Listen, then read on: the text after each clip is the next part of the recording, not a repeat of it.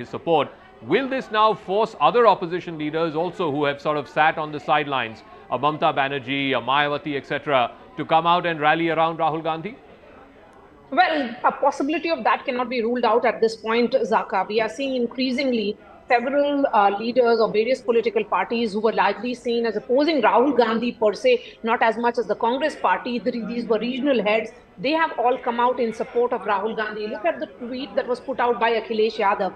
I think the larger question here right now before the government is how do they defend it? Can they continue to say that this was just the move of the court, the court in Surat? They had nothing to do with it. And we are seeing a great degree of concern also today. And the minister was out there giving sound bites to the media, clearly saying that, Rahul Gandhi and all his people that he are close to, all those politicians, be it Tejasvi Yadav or K. Kavita, all of them have charges of corruption against them. And here is Rahul Gandhi, who is a loose cannon, and he's suffering because his legal team did not put up a good... K.C. Venugopal, the Organizational General Secretary of the AICC and arguably one of the most powerful men in the Congress, is speaking. Let's listen in. Project of Narendra Modi-led BJP government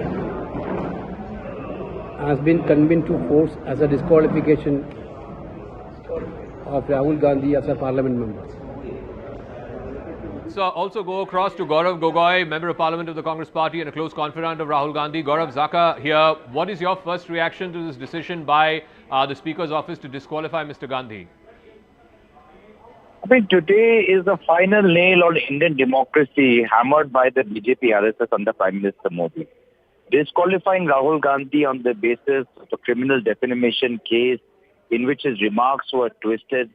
I mean, this goes to prove exactly what Rahul Gandhi was saying, that democracy is in danger. Democracy is being killed and choked by the Prime Minister.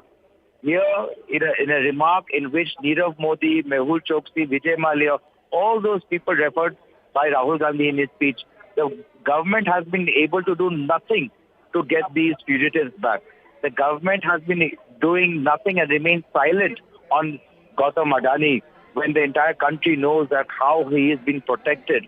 But what does the government instead do? They disqualify Rahul Gandhi, the person who walked from Kanyakumari to Kashmir to unify India, to send a message of peace and harmony.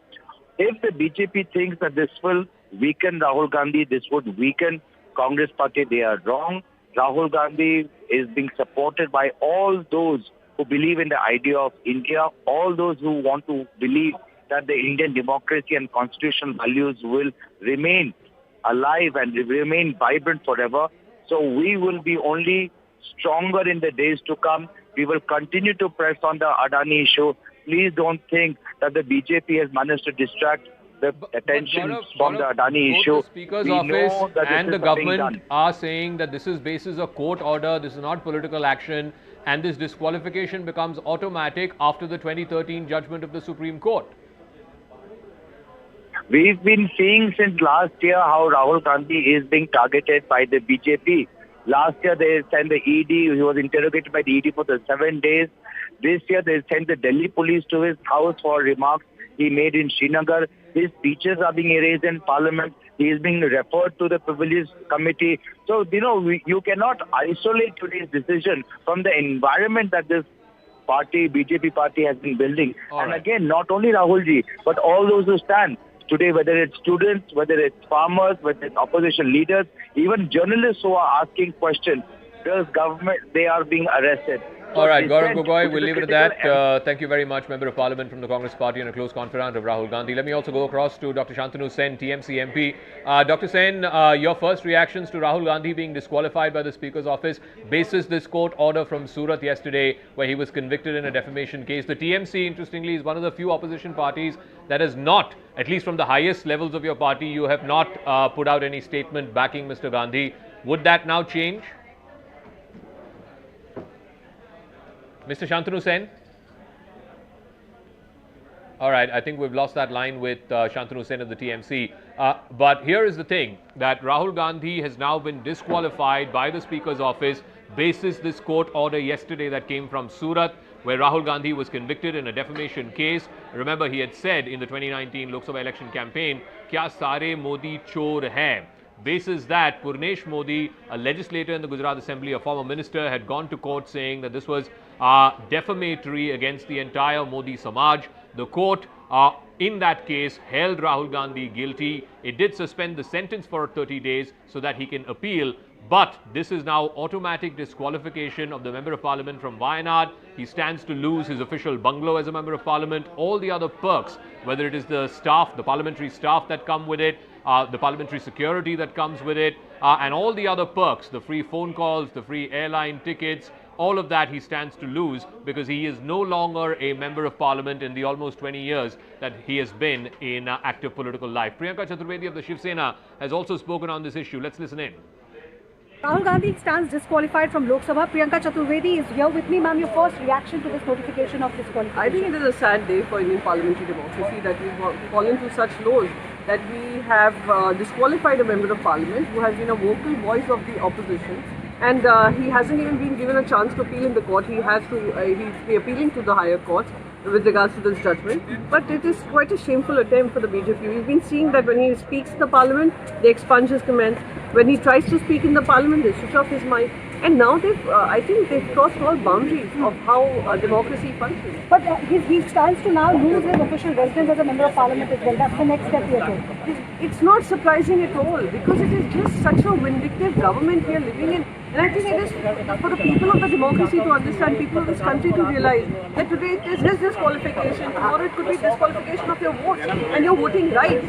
And if we don't fight this together, if we don't fight this unitedly, we might as well shut down this parliament and turn that parliament into a museum. All right, Priyanka Chaturvedi there saying that this is worrying and that this just shows the vindictive character of the government. All right, I believe we also have Karti Chidambaram, Member of Parliament of the Congress Party, on the phone line. Karti, Zaka Jacob here.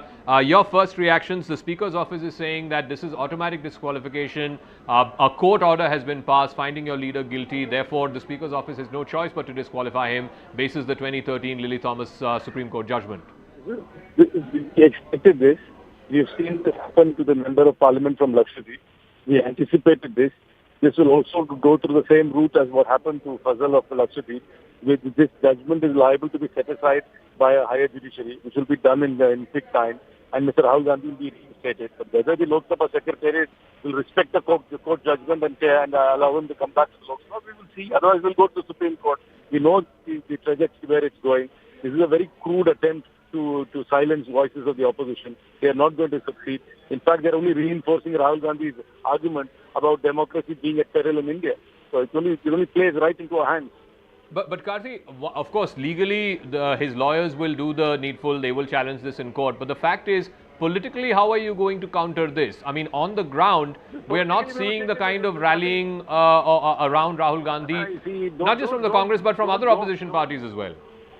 I'm sure you're a seasoned reporter. Don't take it's not just about people pouring out in the streets. People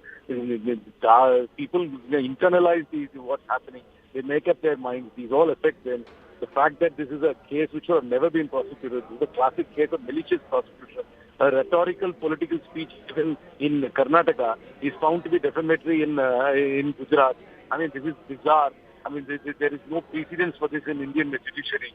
So this will all, people are watching it. They will internalize what's happening. We will take the message. We are a large party with a great ground game. We will take the message to the nooks and corner of India, and when we will succeed over hearts and minds. But this will clearly prove our point about how the BJP is systematically throttling democracy in this country. We will take this for us. Mr. Gandhi also stands to lose, for the first time in the almost 20 years he's been a Member of Parliament, he stands to lose his official bungalow, the security, parliamentary staff that comes with it. No, there is no. I mean, let us see what they do. I know the BJP's playbook by heart. So I mean, I've experienced that much more than anybody else. I know what they will do. We will react to it as they take each move. We will react to it. But please understand, this is not a defeat for us. In fact, they are playing into the hands. They are reinforcing the argument which he's been making. His speech at the Judge Business School is only getting strengthened further by their actions. And we will win the hearts and minds of the people, which is what is most important. And we will win in the people's court. Okay, we leave it at that. Karthi Chidambaram there, Member of Parliament from Sivagangai and a close confidant of Rahul Gandhi there, saying that this is once again sort of playing into what Rahul Gandhi has been saying, whether it was in Cambridge or in Chatham House or of course what he's been saying in Parliament. Pallavi is now joining us. Pallavi, I think the other big question is this now going to rally the rest of the opposition around Rahul Gandhi? Because clearly, whether you like it or not, through these actions, and of course it will be legally challenged, but politically, he has now been elevated in a political pedestal that's slightly above the rest of the opposition field, as it were. Will a Mamata Banerjee, come out and support him? Arvind Kejriwal already has. Akhilesh Yadav has. Will a Mayawati do so?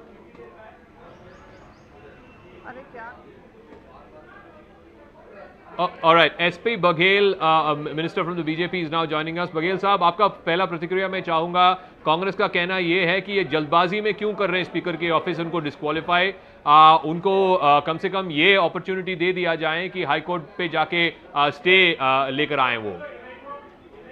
मेरी पहली प्रतिक्रिया ये है कि इस देश के संविधान और कानून से ऊपर आमदार और नामदार कोई भी ऊपर नहीं. 2019 में उनका एक भाषण, एक वक्तव्य जो एक जाति विशेष जो मोस्ट बैकवर्ड क्लास है, एमबीसी है, बैकवर्ड में भी अति पिछड़ी, उसके खिलाफ बेईमानी की बात कहना, जो समाज अपनी ईमानदारी, मेहनत और निष्ठा की वजह से जाना जाता है, पूरी समाज को इस प्रकार से गाली देना, उसका वादी ने मुकदमा कायम कराया. आईओ ने ऑडियो वीडियो देख करके माननीय अदालत में चार्जशीट थी और माननीय अदालत ने चार्जशीट का संज्ञान लेते हुए 4 साल में तमाम मौके राहुल गांधी जी को, कांग्रेस को, उनके वकील को दिए. सबूत और गवाह के अनुसार सूरत की जिला एवं सत्र न्यायालय ने उनको 2 साल की सजा. लेकिन बघेल साहब, एज कानून के एक मिनट में लेट मी कंप्लीट. जनप्रतिनिधि कानून की धारा स्पष्ट कहती है और माननीय सुप्रीम कोर्ट का स्पष्ट आदेश है कि ये इस प्रकार से क्रिमिनल केसेस में किसी जनप्रतिनिधि को 2 साल और 2 साल से अधिक की सजा हो जाती है तो उनकी सदस्यता रद्द हो जाती है. अब आप उसको जल्दबाजी कह रहे हैं. ऐसा करके पार्लियामेंट डेमोक्रेसी और स्पीकर साहब की भी इंसल्ट हो रही है. और कल फैसले के खिलाफ बोल के कांग्रेस ने स्वतंत्र एवं निष्पक्ष न्यायपालिका के खिलाफ भी आरोप प्रत्यारोप किए हैं. ये डेमोक्रेसी के लिए ठीक नहीं है. एब्यूजिंग में, गाली देने में और आलोचना करने में बहुत फर्क है. एक पूरे जाति विशेष को, अति पिछड़ी जात को भ्रष्ट कहना या करेक्ट कहना, ये वही लोग हैं जो घमंड से चूर होते हैं, जो पिछली जातियों को, शेड्यूल कास्ट को कीड़े मकोड़े समझते हुए इस प्रकार की बात. बघेल साहब, बहुत बहुत धन्यवाद हमारे साथ जुड़ने के लिए. Let me also go across to my colleague Shireen, who is joining us from outside Rahul Gandhi's residence at 12 Tughlaq Lane. Where is he? Is he at home? Who is there with him right now? What are you seeing around you, Shireen? Well, there is, of course, an eerie silence outside the residence of Rahul Gandhi. He is inside, is what our sources have in fact been telling us. I'll ask my camera person to focus towards the entry point of Rahul Gandhi's residence. He is, in fact, very much at his residence, is what we are being told. But we're also expecting that there are going to be senior leaders are going to come. Now, 5 p.m. is when Mallikarjun Kharge has, in fact, called for a meeting where there will, in fact, be a strategy will be decided as far as Congress party is concerned, because they are planning a nation across protest. Across the country, they are planning protest as far as Rahul Gandhi's disqualification is concerned, because they knew it in itself yesterday. One of the Congress leaders were in fact telling us they are Bhupendra Yadav, Union Minister, speaking on this issue. Bharat को भी अपमानित London में जाकर के कर रहे हैं. और अब जब न्यायिक प्रक्रिया के अंतर्गत कोई निर्णय हुआ है, 4 वर्ष के न्यायिक पूरी प्रावधानों को, पूरी प्रक्रिया को पालन करके, पूरा उनको सारा अवसर दे करके एविडेंस रखने का, अपना पक्ष रखने का, अपने डिफेंस के विषय को रखने का जब निर्णय आया, तो कांग्रेस के नेता उस निर्णय के ऊपर अपशब्द कर रहे हैं, न्यायालय के ऊपर अपशब्द कर रहे हैं, न्यायिक प्रक्रिया पे अपशब्द कर रहे हैं. इस देश में न्यायिक प्रक्रिया के अनुसार शासन चलता है और जो सर्वोच्च न्यायालय ने डिस्क्वालिफिकेशन का जो निर्णय दिया है, उसके अनुरूप जो जैसा अन्य जनप्रतिनिधियों के साथ कार्रवाई हुई है, उचित दिशा में, उसी दिशा में कार्रवाई हुई है. मेरा अब भी ये मानना है कि ओबीसी समाज के अपमान पे, ओबीसी समाज को अपशब्द कहने पे कांग्रेस को ही राहुल गांधी जी के साथ माफ़ी मांगनी चाहिए और ये स्वीकार करना चाहिए कि हम देश के लोकतंत्र के लिए काम करें, ना कि लंदन में जाकर देश के लोकतंत्र को अपमानित करें. कौन सी राजनीति? समाज को तोड़ने की राजनीति, सामाजिक सद्भाव की जगह छोटे समाजों को अपमानित करने की राजनीति, देश के लोकतंत्र को लंदन में अपमानित करने की राजनीति, कानूनी व्यवस्थाओं पर प्रश्न चिन्ह खड़े करने की राजनीति, कानून को न मानने की राजनीति। मेरा तो ये मानना है कि कांग्रेस का भारत तोड़ो अभियान जैसा ही उनका कृत्य और उनका आचरण है। उनको ये मानना चाहिए कि अगर भारत को जोड़ना है तो छोटे समाजों को सम्मान देना होगा, लोकतंत्र के गौरव को सम्मान देना होगा, न्यायिक प्रक्रिया और कानूनी विषयों का पालन करना होगा और कानून की प्रक्रिया से ही सबको गुजरना पड़ेगा। सर 6 साल कर पाएंगे क्या? अब ये जो निर्णय है ये तो निर्णय के हिसाब से ही है। आप मानते हैं अभी भी समय में उनको माफी मांगनी चाहिए? नहीं, पूरी कांग्रेस को क्यों नहीं करना चाहिए भाई? आप कैसे किसी छोटे समाज का अपमान कर सकते हो? आप किसी की भावनाओं को कैसे आहत कर सकते हो? आप उसको सार्वजनिक रूप से अपमानित कैसे कर सकते हो जब आपके पास कोई तथ्य नहीं है, विषय नहीं है? और ये जो बोलने की प्रक्रिया राजनीति में अगर हमको देश को आगे बढ़ाना है तो सार्थक विषय, मूल विषय, क्रिटिसिज्म और एब्यूज में अंतर होता है। ये एब्यूज कर रहे थे, क्रिटिसिज्म नहीं कर रहे थे। गाली देने में और आलोचना करने में अंतर होता है। कोई लोकतांत्रिक बहस नहीं कर रहे थे राहुल गांधी, एक ओबीसी समाज को गाली देने का काम कर रहे थे, जो उनकी इस कृत्य के कारण उनको सजा। See, the country is witnessing the politics of vendetta being spearheaded by the Modi government against Rahul Gandhi. And today he has been disqualified. It is a sheer case of retributive politics, because Rahul Gandhi ji has been gaining popularity, especially in the wake of Bharat Joro Yatra, which was not digested by Modi government. Modi government and BJP party, they are under the impression that Rahul Gandhi has to be throttled, has to be muzzled, because if Rahul Gandhi is allowed to speak inside the parliament, then that danger will come for them. They will be dislodged from the government. So this is a very cruel demonstration of a autocrat government. See, I would warn the people of India that democracy cannot survive under this present dispensation. The reason being that to continue that democracy, you need Democrats. But in India, those who are running the government and the party, they do not believe in the principle of democracy.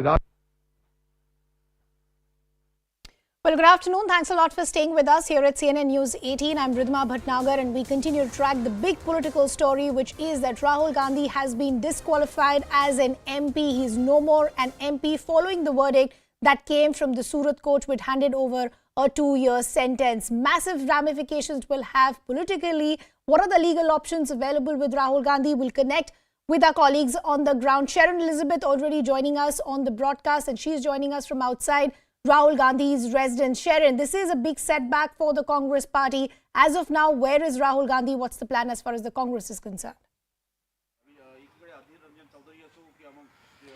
Well, at the moment, no one can actually confirm that where Rahul Gandhi is. The whereabouts of Rahul Gandhi is still not really known to anyone. We are right now from standing outside his residence, where we have been in fact told that he might be in Parliament, but after Parliament has adjourned, if in Lok Sabha, he has not returned home. So in all probability, he might be in Parliament. But this is in fact a big blow as far as Rahul Gandhi and Congress party is concerned, and that is why they are going to take this up. There's going to be in fact a nationwide protest is what the Congress party is planning at the moment. Of course, the legal options that they have, that is going to be their priority. But apart from that, they are of course going to take this up on the streets, not just in Parliament, outside the Parliament today as well. We have seen the kind of protest that they did at Vijay Chowk.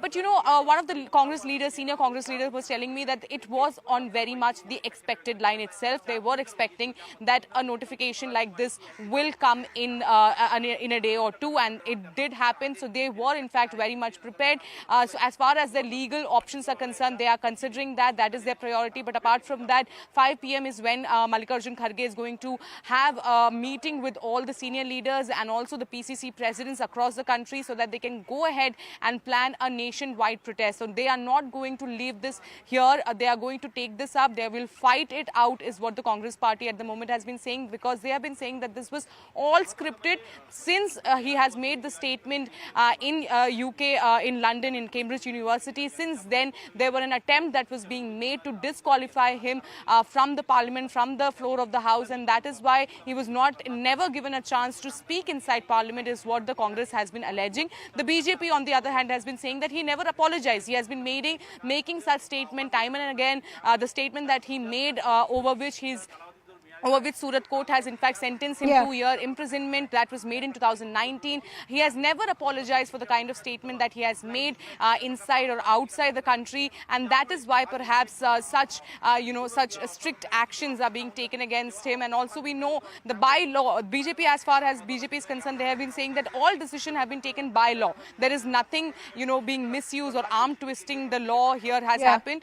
Whatever is in law is what, by the books, is what the disqualification has happened. But the Congress party has been saying that this is nothing but political vendetta. So of course, so as Sharon is rightly pointing out, the Congress saying we will not go down without a fight. This is exactly what we've been saying, that there is no democracy anymore. What is also interesting to see is that more opposition parties also now giving their support. We are seeing reactions coming in. Sharon, we'll just request you to stay on with us. Derek O'Brien also reacting. Let's listen in. Boarding a flight to Calcutta, so this quick reaction on what just happened to Mr. Rahul Gandhi. The BJP are desperate to silence the voice of the opposition. We know they are desperate. We know they want to silence the voice. We know they would go to all kinds of lows, but this is the low of the low, the lowest since 1950. Terrible. The lowest in parliamentary democracy, in the history of parliamentary democracy. BJP, how low can you go? Mr. Modi and Mr. Shah. BJP, shame on you, shame. Boarding a flight to Calcutta, so this... Well, that was a reaction there coming in from TMC's Derek O'Brien, who's saying this is the lowest that we've seen as far as politics of the country is concerned. As I pointed out, interesting to see more opposition parties now coming out in support of Rahul Gandhi. We'd already seen the likes of Arvind Kejriwal, Akhilesh Yadav already give their support to Arvind Kejriwal. Now we're seeing reactions coming in from TMC and others as well. Sharon Elizabeth continues to be with us on the broadcast. Our guests also joining us on the broadcast. We have political analysts Yuvraj Pokharna and Ravi Sharvastav joining us on the broadcast. I'll just request our guests to stay on with us, taking a word quickly once again from Sharon as well. Sharon, because the Congress already knew the disqualification sword was hanging on them. Now that the disqualification has already come forward, it is going to have ramifications as far as what he enjoyed as an MP will be taken away. But legally speaking, what are the options available with the Congress party? Well, of course, the legal options that has in fact been mulled by the senior lawyers of Congress party since yesterday itself, because they knew they had a fear of disqualification as far as Rahul Gandhi is concerned. And that is why we have seen how there was a meeting, a steering committee meeting, and also our senior Congress lawyers who were present in Mallikarjun Kharge's residence last night. The meeting went on till 10 p.m. and there, in fact, the strategies was, of course, discussed. Now, the first option is, of course, he can go and challenge the sentence as far as the Surat Court is concerned. But as far as the disqualification is concerned, once his sentence stays or some sort of a verdict comes on that, then he need to go to Delhi. The High Court is what the legal options are available at the moment. But as far as Rahul Gandhi is concerned, like you mentioned, yes, the facilities that are in fact attached to the Member of Parliament, that also will be taken away from Rahul Gandhi. Now, this is the residence of Rahul Gandhi, 12 Tughlaq Lane. What our sources also also have been suggesting is that now that he has been disqualified as a member of parliament, he will be asked to vacate this house as well. A period of about 1 month is something that will be given to him. Apart from that, all other facilities that a member of parliament receives, all that will be taken from Rahul Gandhi now that he stands disqualified. Okay, so as Sharon is pointing out, as we've been saying, this is going to have massive ramifications, politically speaking, for the Congress party. But we are seeing more opposition parties now come out in support of Rahul Gandhi as well. We have our colleague and senior editor Pallavi Ghosh also now joining us on the broadcast. Pallavi, but just going back to as far as what the Congress's strategy has been, many now questioning, did they delay their move as far as looking for the suspension? Well, I'm just going to give you some more info which is coming in, but before that, we're just going to take a look around of what is happening inside the Congress headquarters. Even though at 3:45 is when the press conference is going to begin, Abhishek Manu Singhvi, one of the lawyers for Rahul Gandhi, and of course Jairam Ramesh. But I can also see security, which I'm going to try and show right behind, if you can see, moving towards 10 Janpad. So there is a possibility which cannot be ruled out of Rahul Gandhi. That's Rahul Gandhi's security, you can see there. So there's a possibility which cannot be ruled out that Rahul Gandhi comes here, or possibly Priyanka Gandhi Vadra, all of them turn up here when that press conference takes place. So you can see those pictures of the security over there. It reminds me of the last Lok Sabha elections when Rahul Gandhi had lost from Amethi, but he had won from Wayanad. At that point of time, the mood over here was pretty somber because a defeat in Amethi was seen as a huge setback because that's been the family pocketborough, and the loss in Amethi was seen as a huge humiliation for Rahul Gandhi. And today, despite the bravado you may be seeing among some of the Congress workers, not just at the AICC headquarters, but also across the country, the fact is that this is seen as a huge setback. A disqualification is not just a disqualification till 2024, but as per rules, it also means that he will not be able to contest the elections for the next 6 years. Now, to answer your question, well, what top sources are telling me is that there is an acknowledgement of the fact that there possibly could have been a delay in going in for a legal recourse. Now, the decision of the Surat court came in morning yesterday. There was time to actually go through the order copy. Once the order copy came in, to go and rush through it early in the morning, possibly to go in for a stay on the conviction. In fact, at the top-notch meeting which was taking place of the Congress MPs, in which present also was Sonia Gandhi, there was one view among the Congress MPs, and some of them were lawyers. Let's draft a note and write it to the President of India to ask for a possible stay on disqualification if that happens. There was an alternative view within the Congress party at that point of time which said, no, let us wait, we don't think that disqualification would happen. So when that disqualification notice came in from the Speaker's office, it came as a huge setback and a huge shock to many within the Congress party because they were not anticipating this and they were not even legally prepared for this. So now they are rushing in to go to a Sessions Court, possibly Gujarat High Court, and then of course a Supreme Court as the need be for asking for a stay on the conviction. And the immediate worry is that will the Election Commission now announce by-polls in Wayanad? And if that stay on a conviction doesn't take place and there's no revocation or disqualification, it essentially means that a Wayanad polls are up for polls, which I think also throws up very quickly another interesting question is that who will be then contesting from Wayanad? Is there a possibility that Priyanka Gandhi Vadra steps in to contest from Wayanad till if Rahul Gandhi tomorrow faces some relief? Sure. Pallavi, we'll just request you to stay on with us. Some reactions now coming in. I believe we're getting a reaction from Akhilesh Yadav. Let's listen in.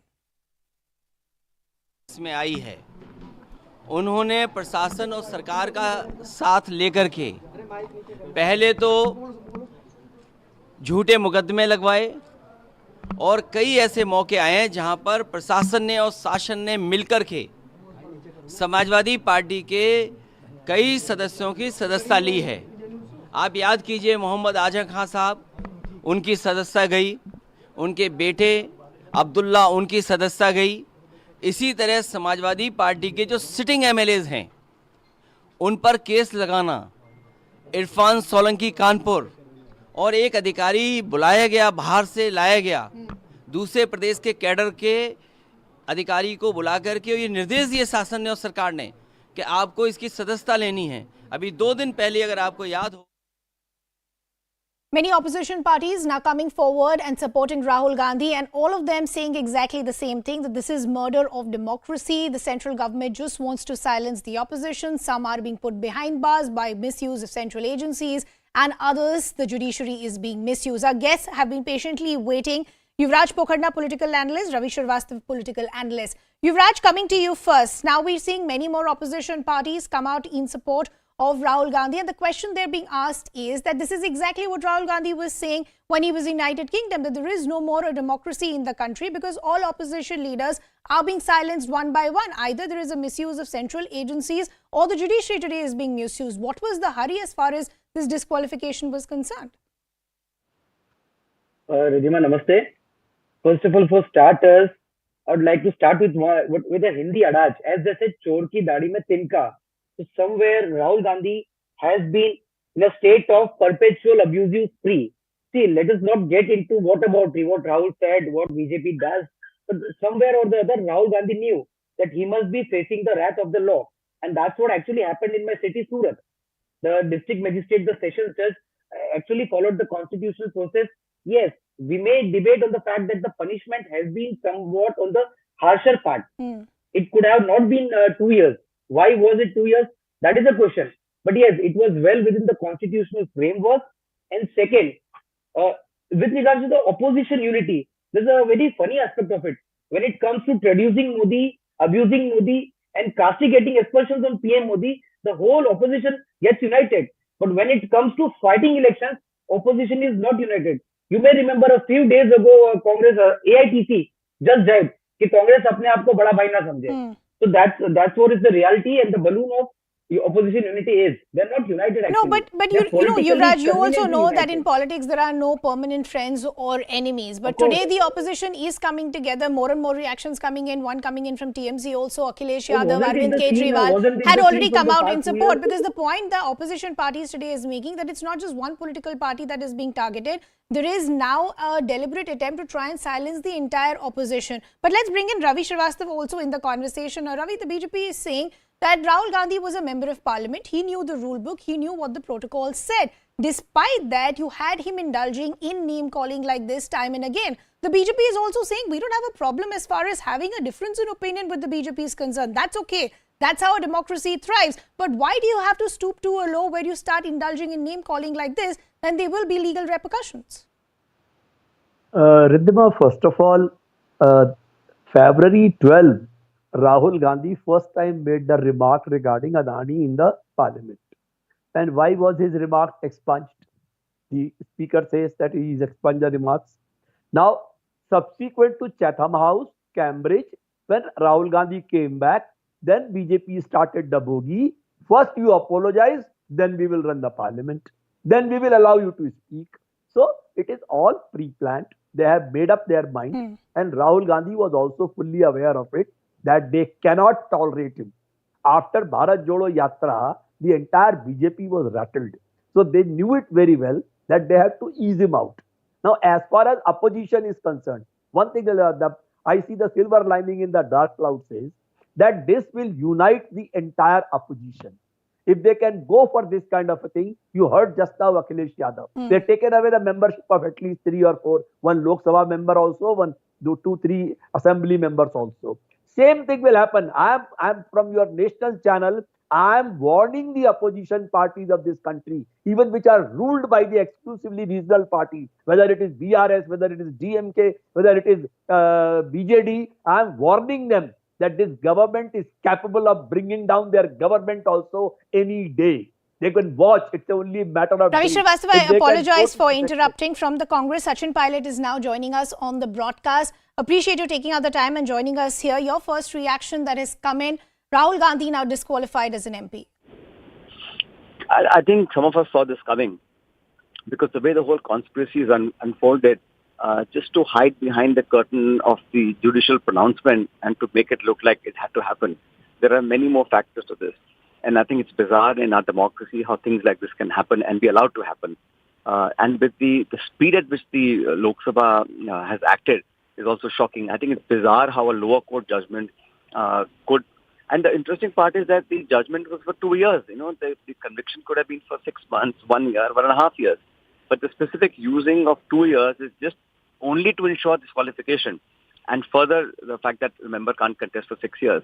Now, Mr. Gandhi made a speech in an election about the fugitives who left this country. They all have a certain surname, and he made that in jest.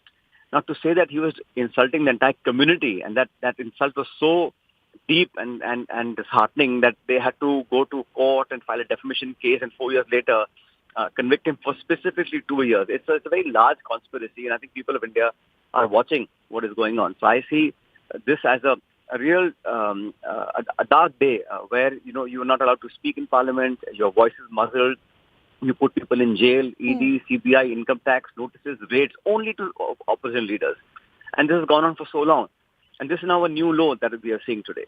So I think we will fight this politically, we will fight this legally, but I think the actions of how things have unfolded are not missed by anybody. Right. Mr. Pilot, the BJP is saying that Rahul Gandhi was a member of parliament. He knew what the rule book was. He still wanted to indulge in name calling like this. Then why should the Congress have an issue when the disqualification has happened?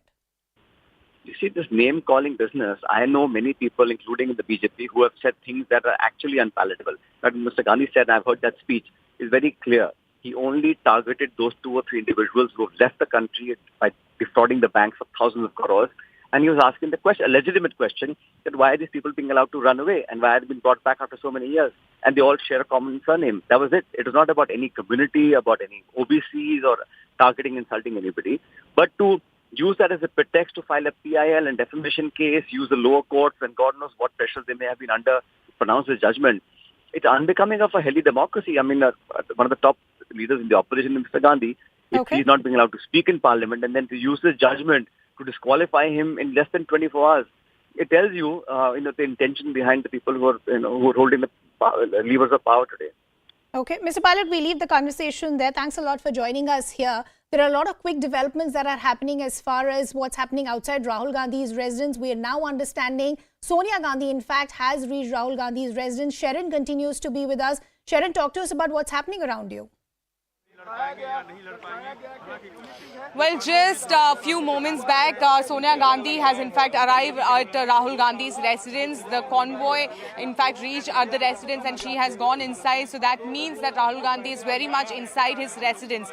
There is of course going to be a discussion on what is going to be their strategy as far as the disqualification is concerned. We also know that at 5 p.m. there is in fact a meeting that has been called by Mallikarjun Kharge, the Congress president. You can see the security has in fact been beefed up right outside the residence of Rahul Gandhi because now that Sonia Gandhi has also arrived, there are going to be other senior leaders who also might come in at Rahul Gandhi's residence. So at the moment, Rahul Gandhi is very much at his residence. Sonia Gandhi has also arrived. There are also talks that probably Priyanka Gandhi will also be reaching here in any time from now. And apart from that, senior leaders might also come in here.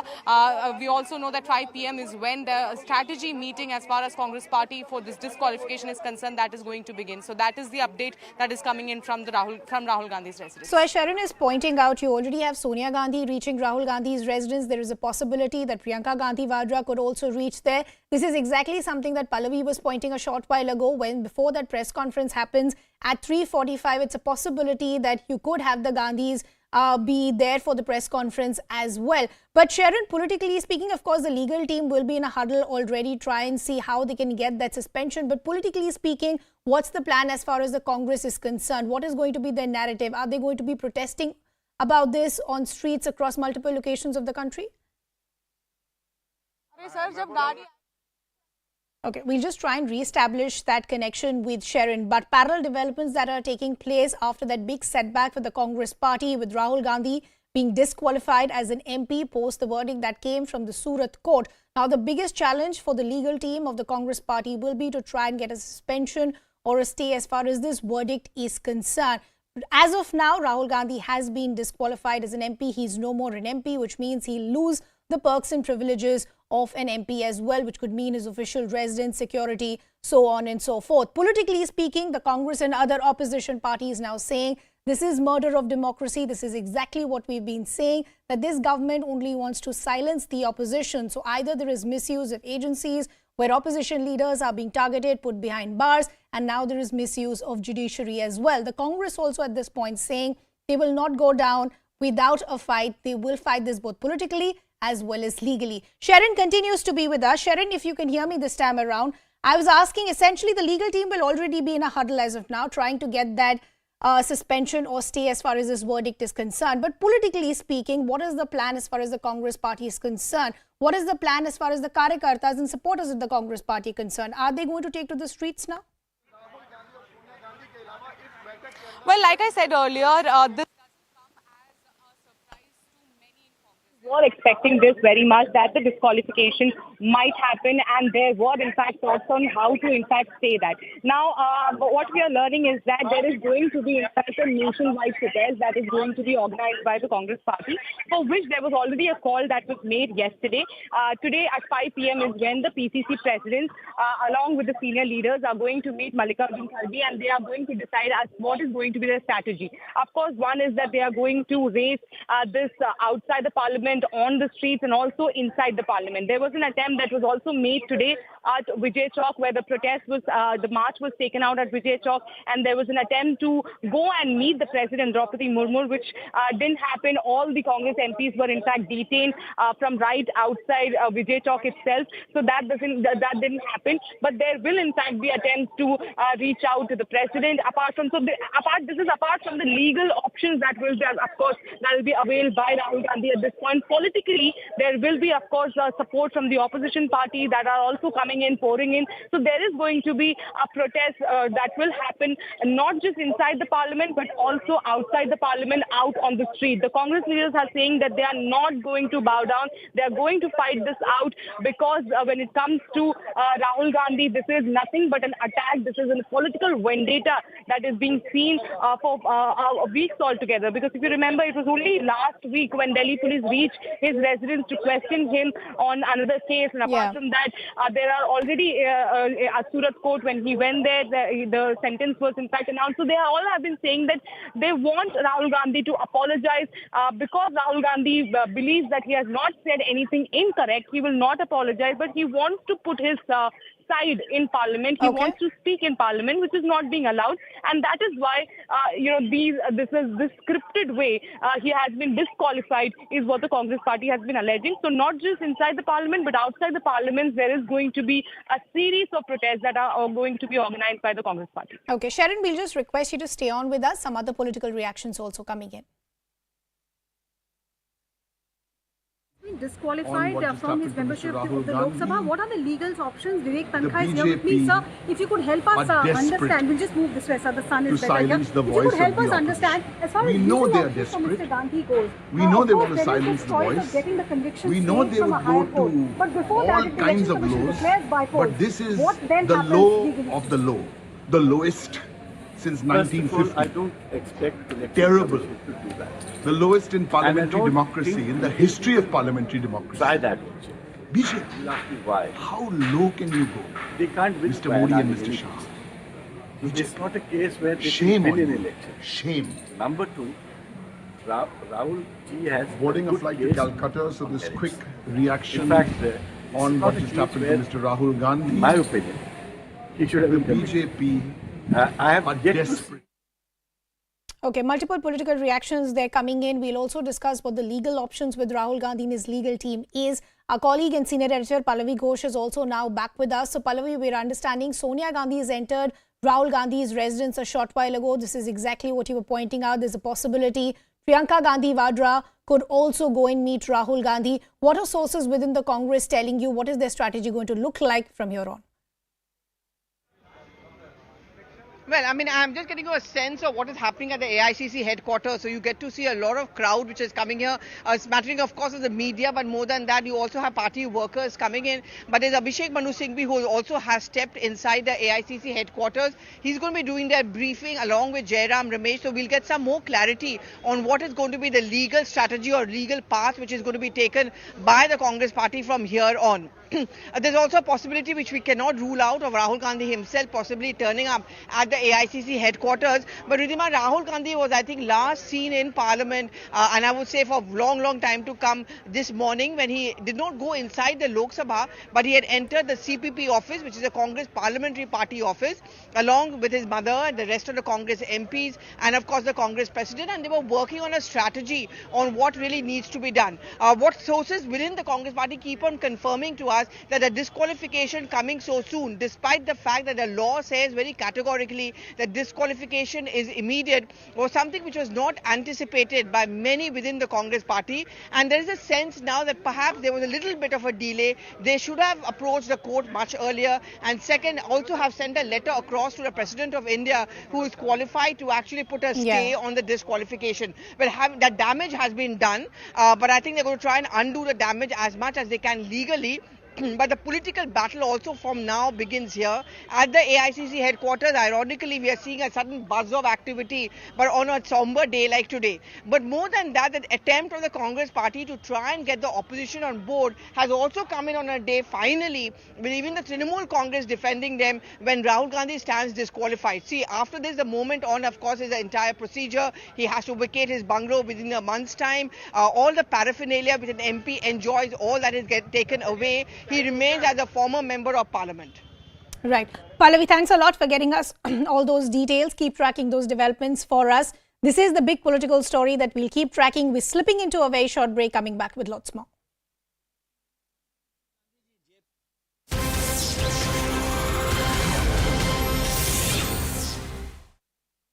परिवर्तन लोग अपने सामने देख रहे हैं, अपने जीवन में देख रहे हैं।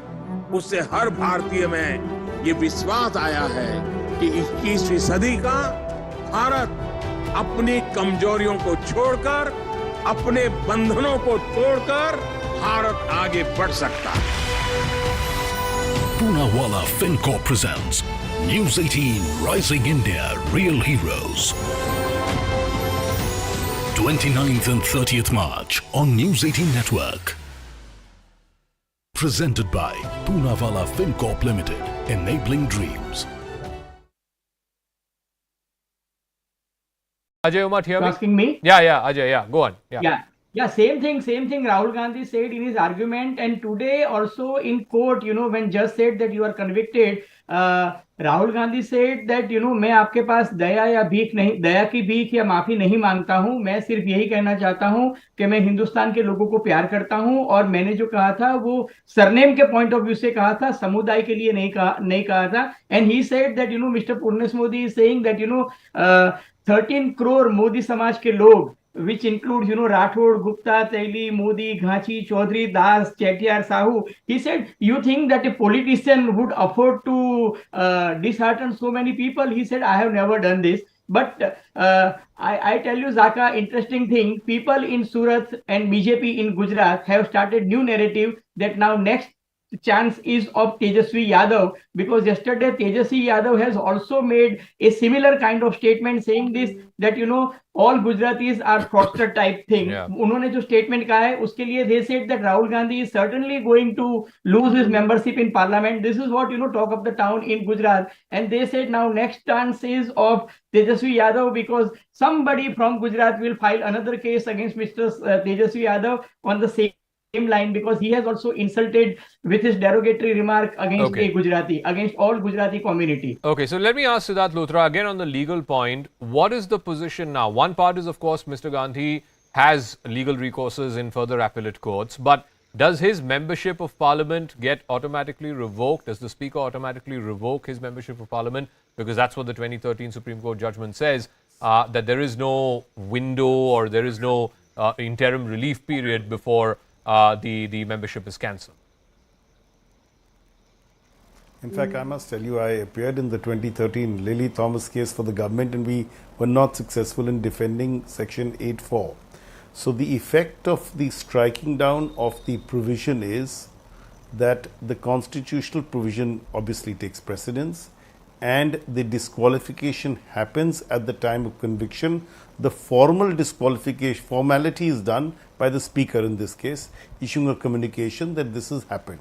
So that's the administrative part of the process. But as on today, the disqualification takes place, except the formality has to be done. That formal removal has to be done.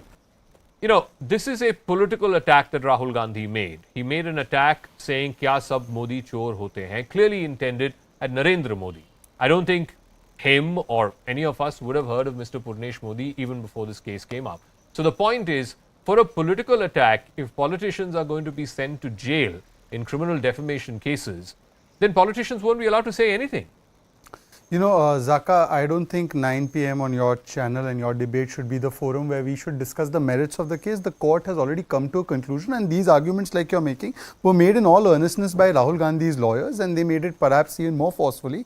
But the court has judged that in one person's virod, you can't end up doing the virod or the defamation of an entire samaj.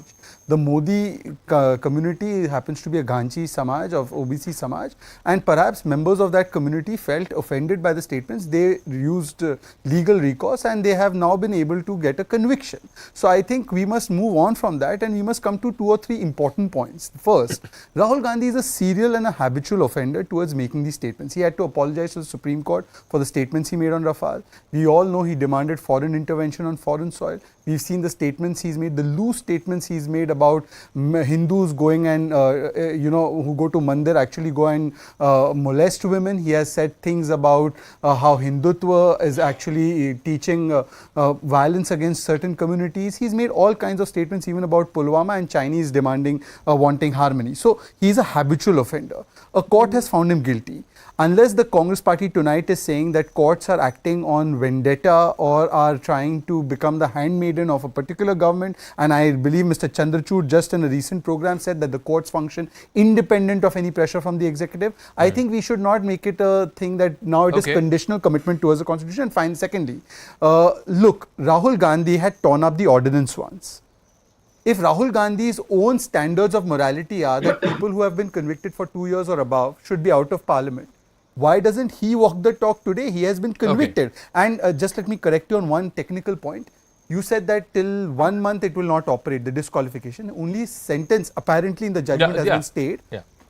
Unless there is a stay on conviction, because in a 2018 Supreme Court order, which has upheld the 2013 order, it has clarified that unless the conviction is stayed, the disqualification kicks in automatically after the Lily Thomas judgment, and therefore as of anybody's legal reading, and we have Ishkaran Bhandari to elaborate, as of now automatically Rahul Gandhi stands disqualified. No, and 2 things there. One, I did say that the conviction has to be stayed. As of today, only the sentence has been suspended. So I don't think he has the opportunity for Secondly, 1 month. No, it doesn't automatically kick in. The Speaker's office has to send out a letter saying so-and-so has been disqualified. Perhaps, but he does not have a period of 1 month. I'm on a larger point. Let me ask Dr. Ajay Kumar this. Essentially, what the BJP is saying is 2 things. Mr. Gandhi in 2013 tore up this very ordinance which would have given him some protection or at least interim relief, if you will, given the situation that he's facing today. So, if he's taken that position in 2013, he should take that same position in 2023, all the more so for himself. And secondly, this is basic. The law of the land should apply for anyone. Rahul Gandhi, just like any other citizen of this country, is not above the law. A court of law has found him guilty. He has legal avenues, legal recourses, let him exercise those, but he should respect the judgment of the court. So first of all, Zaka, I mean, if I heard Mr. Poonawalla say serial offender and habitual offender, the kind of words they use, I mean, we would like to, if Mr. Gandhi is a serial offender, what about the BJP's whole ministers? They are serial trollers, including the Prime Minister denigrates the first Prime Minister, uses the Nehru surname left, right and center. The kind of statement Prime Minister makes कि हमको शर्म आती थी जब हम विदेश जाते थे कि हम भारत के हैं. So let's not get into how and then continue to deal in half truths and lies, saying and serious. I mean, the kind of statements they make on politics. Welcome back. Thanks a lot for staying with us. We continue to track the big political story of Rahul Gandhi, who's been disqualified as an MP following the verdict that came from the Surat court about comments that he made in 2019. So what really are the reasons of Rahul Gandhi being disqualified? In 2013, you had the Supreme Court striking down Section 8.4 of the Representations of People Act. The Supreme Court had held Section 8.4 of the Representations of People's Act as unconstitutional. Also, more importantly, as per the Supreme Court's order, a convicted MP with 2 years jail term loses membership. That is exactly the sentence that was handed over to Rahul Gandhi from the Surat court. As per the Supreme Court's order, a convicted MP loses membership with immediate effect, and all that came with the status of an MP also goes now. As per the 2013 Supreme Court order, MPs do not have 3 months to appeal the conviction. Legal team of Rahul Gandhi as of now in a huddle trying to get a suspension as far as this verdict is concerned. We'll get our colleagues in just a bit, but we're also getting a reaction coming in from Ravi Shankar Prasad. Let's listen in. उनको 2 साल की सजा हुई थी, वहाँ भी by election हुआ या नहीं हुआ। तो ये कानून है और इस कानून को सख्ती से लागू करवाने वाले राहुल गांधी ही है। याद है ना आपको 2013 में जो लिली थॉमस के केस में सुप्रीम कोर्ट के निर्णय को बदलने के जो ऑर्डिनेंस लाया गया था लालू प्रसाद को बचाने के लिए, उसको इन्होंने ही फाड़ा था। तो इसलिए ये बिल्कुल बेबुनियाद बात है कि ये जो अडानी की बात, भ्रष्टाचार की बात, लालू प्रसाद ने मोदी पूरे समाज को अपमानित किया, जिसमें पिछड़े हैं या पिछड़े लोग आते हैं, उनके खिलाफ जो बात कही। अब तो कांग्रेस के लिए हमको राहुल गांधी डरने वाले नहीं हैं। भाई इस पे कौन सी बड़ी बात है? देखिए, ये विषय न डरने का है न झुकने का है। ये विषय है कि आप बोलने की आज़ादी में गाली बोलेंगे क्या, गाली पढ़ेंगे क्या, ये सवाल है। उन्होंने एक पूरे समाज को गाली दिया, तो समाज के लोगों का अधिकार है। अगर आपको गाली देने का अधिकार है तो जो उससे पीड़ित होता है उसको कानून की शरण में जाने का अधिकार है। तो इसमें रवि सर देश की जाना चाहती है कि सिर्फ 1-2 उसमें सब प्रावधान जो ऑर्डिनेंस था, उसमें यह था कि एक तो आपकी सदस्यता जाएगी, एक तो आप 6 साल चुनाव नहीं लड़ सकते। तो राहुल गांधी का विकल्प क्या है? वो 6 साल चुनाव नहीं लड़ पाएंगे। ये उनके कानून के लोग उनको बताएंगे। लेकिन मैं आपसे, अमिताभ जी, आप तो बड़े अनुभवी पत्रकार हैं, एक सवाल पूछता हूँ। पवन खेड़ा में तुरंत भाग करके उन्होंने सुप्रीम कोर्ट में मेंशन किया, स्टे लिया। राहुल जी के मामले में देरी क्यों हो रही थी? बोलिए। तो क्या वो जानकर इसकी प्रतीक्षा कर रहे हैं फैसला हो जाए? अभिषेक मनु सिंह ने कल तो प्रेस कॉन्फ्रेंस किया था। जिस तरह पवन खेड़ा के मामले में मैंने आपको एक स्थिति बता रहा हूं, वो तुरंत एयरपोर्ट पर हुआ तो भाग के चले गए, फिर सुप्रीम कोर्ट गए, फिर वहां से प्रोटेक्शन लिया। यहां क्या मामला था? वैसे देश का कानून बहुत क्लियर है कि एक बार आपको 2 साल या उससे ऊपर की सजा हो गई तो आपकी अयोग्यता स्थापित हो गई, क्योंकि तो आप कन्विक्टेड है, मतलब आप डिस्क्वालिफाइड है। अब बाकी स्पीकर ने उस निर्णय का पालन किया है और एक को नहीं हुआ है, पता है, कई का हुआ है। मतलब ये राजनीतिक लड़ाई नहीं है, अब कानूनी लड़ाई लड़ी। अब ये वो तय करे। देखिए, मोटी बात ये है, आप गाली पढ़ेंगे, पिछड़े समाज के सरनेम को क्या क्या नहीं बोलेंगे, और उसके बाद डिफेमेशन होगा। डिफेमेशन में आप लड़ेंगे, आपके वकील बहस करेंगे, गवाही होगी, फिर सजा होगी, आप माफी नहीं मांगेंगे और उसके बाद कहेंगे साहब मैं तो लड़ूंगा। इसका क्या है? പരാമർശം, ആ പരാമർശം ഈ രാജ്യത്തെ പിന്നോക്ക സമുദായങ്ങൾക്ക് മുഴുവൻ വേദനയുണ്ടാക്കിയിട്ടുള്ളതാണ്, പിന്നോക്ക സമുദായങ്ങളെ അപമാനിക്കുന്നതാണ്. കോടതി പലതവണ ചോദിച്ചു അദ്ദേഹത്തോട്, ഈ പ്രസ്താവന പിൻവലിച്ച് മാപ്പ് പറയാൻ തയ്യാറുണ്ടോ? അദ്ദേഹത്തിൻ്റെ ധാർഷ്ട്യം അദ്ദേഹത്തെ അതിന് അനുവദിച്ചില്ല. ഞാൻ എൻ്റെ പരാമർശത്തിൽ ഉറച്ചു നിൽക്കുന്നു. അതായത് പിന്നോക്ക സമുദായങ്ങൾക്ക് അപമാനകരമായിട്ടുള്ള പരാമർശം, ആ പരാമർശം നടത്തിയതിൽ നിന്ന് ഞാൻ ഒട്ടും തന്നെ പിന്നോട്ട് പോകാൻ തയ്യാറല്ല. ഒരു ദേശീയ പാർട്ടിയുടെ, ഈ രാജ്യത്ത് ഏതാണ്ട് 10-60 വർഷം ഭരിച്ച ഒരു പാർട്ടിയുടെ ഏറ്റവും സമുന്നതനായിട്ടുള്ള നേതാവ് ഈ രാജ്യത്തെ പിന്നോക്ക സമുദായങ്ങളെ മുഴുവൻ തന്നെ അപമാനിക്കുന്ന തരത്തിലുള്ള പ്രസ്താവന നടത്തി. ആ പ്രസ്താവനയുടെ പേരിൽ കോടതി നടപടിയെടുക്കുമ്പോൾ തെരുവിൽ പ്രതിഷേധിച്ചുകൊണ്ട് ഞാൻ പുണ്യവാളനാണ് എന്ന് വരുത്താനുള്ള. And some breaking developments also now coming in as to what is going to be the strategy as far as the Congress party is concerned.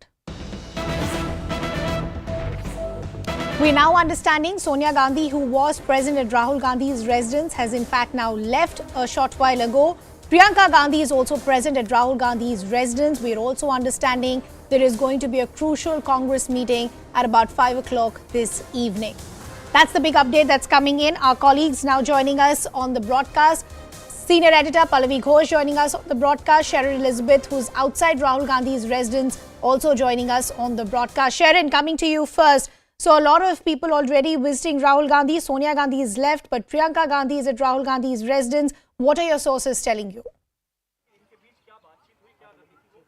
Well, Sonia Gandhi, in fact, arrived here at about 3:15. So it was hardly a 15-minute meeting where she went inside the residence. Of course, the strategy at the moment, the discussion might be, or in all probability, will be on disqualification. What is the kind of options that are, in fact, in front of them? Priyanka Gandhi also, in fact, is in the residence at the residence of Rahul Gandhi, and she has not left from the residence. As of now, only Sonia Gandhi has left from here. So Priyanka Gandhi still remains there. Of course, what is going to be the step, what is going to be the strategy as far as Congress party is concerned, that is of course going to be given at the press conference that is going to happen in about 15 minutes, where Abhishek Manu Singhvi and also Jairam Ramesh are going to address the press conference. Apart from that, 5 p.m. is when the steering committee meeting has in fact been called in, where all the PCC presidents have been asked to either join them through Zoom or to be physically present at the AICC headquarters. So of course there is going to be whether, as far as the non-legal strategy of Congress party is concerned, that how are they going to protest about it, what is going to be their strategy outside the parliament, on the street, inside the parliament, all that nitty-gritties will of course be decided in that 5 p.m. meeting at the AICC headquarters. Now I ask my camera person to show you the kind of situation that is outside Rahul Gandhi's residence. The security has in fact been beefed up. There is in fact barricades that has in fact been put in because a huge number of media personnel has in fact joined over here. So that is why there is in fact a lot of security that is in fact in place. As of now, Priyanka Gandhi is already inside the residence. Sonia Gandhi has left from Rahul Gandhi's residence, is the update that we are getting from the residence of Rahul Gandhi. Okay, we'll just request our colleagues to stay on with us, both Sharon and Pallavi, because the larger question as of now is that what are going to be the legal options that are going to be available with Rahul Gandhi and his legal team. So let's break down all those details of what could possibly happen and what are these options for the legal team, which already is running out of time. The first, of course, is, and this is the most crucial one, they will have to move the Sessions Court for a stay on the conviction. Now, as Pallavi was also pointing out a short while ago, many within the Congress today feeling possibly there has been a delay as far as moving this entire legal team for a stay or a suspension of this verdict is concerned. Option 2 that is in front and available for Rahul Gandhi and his legal team, they approached the president to challenge the disqualification because the president does have that pass to stay as far as this verdict is concerned. They also have the option of moving the top court, which is the Supreme Court, under the special leave petition. That also what is an option that will be available with the legal team as far as Rahul Gandhi is concerned. But the most immediate one is going to be as far as that relief from the Sessions Court is concerned. They can cite Article 32 to seek justice if they feel that their rights have been unduly deprived. This is exactly what the Congress have been saying, that this is a murder of democracy. All opposition leaders are being targeted, but they will not go down without a fight. Let's also bring in Pallavi Ghosh in the conversation, who is joining us from the AICC headquarters. Pallavi, what's happening around you? We are seeing Priyanka Gandhi Vadra at Rahul Gandhi's residence. Sonia Gandhi has already met him. There is a press conference that's expected as well. What are you seeing around you? What is the kind of activity that's happening around you? Well, a lot of buzz inside the AICC headquarters, if I may say so, Ridhima, after a long time. I mean, in fact, yesterday also when I walked in here, when the conviction order had come, it was absolutely deserted. There were not too many party workers, but you can see at the sprawling lawns of the AICC headquarters, there are certain spattering of party workers. There's also been preparations for the Gandhis to arrive over here. Remember, they're a part of the steering committee, which is actually the core group of the Congress party. That is a pre-scheduled meeting which is taking place at 5 o'clock, but it is also now going to chalk out the legal and the political road ahead. And apart from that, there are workers who are sprawling in here. There are, of course, the media, because we are all waiting for the press conference to begin. Abhishek Manu Singhvi has already arrived, and he's going to lay out for us what really is going to be the legal options the Congress party is going to be exercising. Of course, going to a Sessions Court, the High Court, and then possibly Supreme Court, depending on the need. But apart from that, I think what the Congress party is now going to be working upon, one, they've managed to do, there's some glimmer of hope that even a Trinamool Congress, which has largely stayed away from being by the side of the Congress party, today has come out in defense of Rahul Gandhi. So that is one bitterness which has been overcome. Whether it's been able to sustain for a long time, that of course remains to be seen. I apologize for interrupting. We in fact have Mahesh Jethmalani now joining us on the broadcast. Good to have you on the broadcast with us. Rahul Gandhi has been disqualified. The Congress is saying the judiciary is being misused. They're saying the law is being misused. How do you see the disqualification? Look, I mean, this whole argument is frankly, to my mind, quite absurd. There's a conviction yesterday, right?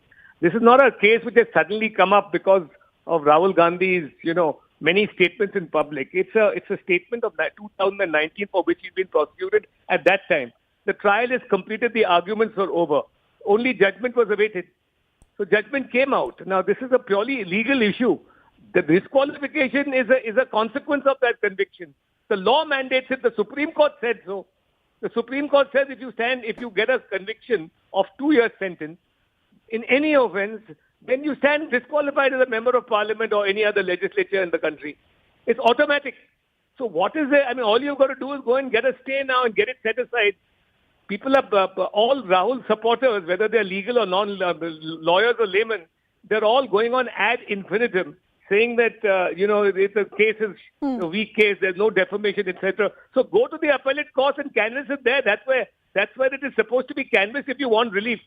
Instead of beating your breast here in public, please go to the Sessions Court, which is the appellate court, and, tell the court that there's nothing in this case. Please give us a stay on the conviction. And Rahul Gandhi's MPship will be reinstated. Right. Mr. Jethmalani, there are two arguments that are being made with the Congress at this point. Politically, they're saying that the opposition is being targeted of every single party because they just want to silence the opposition in this way. This is exactly what Rahul Gandhi was saying in UK, that there is no thriving democracy. Legally, they're saying even as far as the Surat Court verdict is concerned, there were many errors in it. The Congress is saying, judges were changed time to time. So we knew this was coming. So they're saying there are lapses on both sides because the agencies on one hand are being misused, the judiciary is being misused, and politically this is the mindset of the BJP. They just want to silence the opposition. But the best thing to do, therefore, is if you're saying there's something legally flawed, right? Now, I don't know whether they're saying that there is no case of defamation or the evidence falls short of defamation, or they're saying that the judge has something to do with it. Frankly, they're on many, mixed channels. So I'm not able to find out what exactly is their case. Whatever it is, right? If their injustice has been caused by the judgment, if either they feel that the judge is tainted or they feel that the judgment is, shoddy, they have to go to the appellate court. What is the point of saying this is not a sudden thing that's happened, that suddenly Rahul Gandhi has been picked up and put in jail? It's an ongoing trial since 2019. How can you say this is a preconceived conspiracy? The political case is absurd. And as far as the legal case is concerned, you have a remedy. What are you venting it out to the public? Go and instead of the public domain, go to that domain which can give you relief. I would vent all my frustrations and arguments out after I get some relief in the appellate court. Otherwise, you'll go to the appellate court. In case you don't get it, what are you going to say? The appellate court is also part of a conspiracy. Okay. Mr. Jethmalani, always a pleasure speaking to you. We leave the conversation there. We'll continue to track all the angles as far as this big political story is concerned. For now, we're slipping into a very short break. We're coming back with lots more.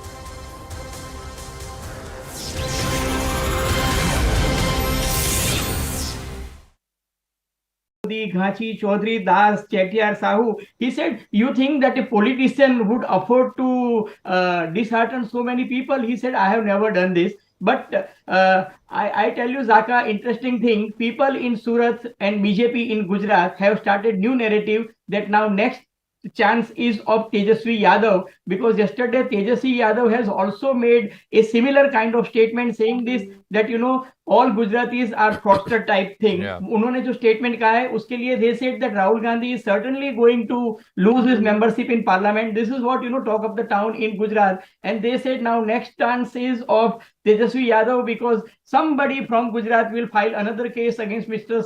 Tejasvi Yadav on the same line because he has also insulted with his derogatory remark against a Gujarati, against all Gujarati community. Okay, so let me ask Siddharth Luthra again on the legal point. What is the position now? One part is, of course, Mr. Gandhi has legal recourses in further appellate courts, but does his membership of parliament get automatically revoked? Does the speaker automatically revoke his membership of parliament? Because that's what the 2013 Supreme Court judgment says, that there is no window or there is no interim relief period before the membership is cancelled.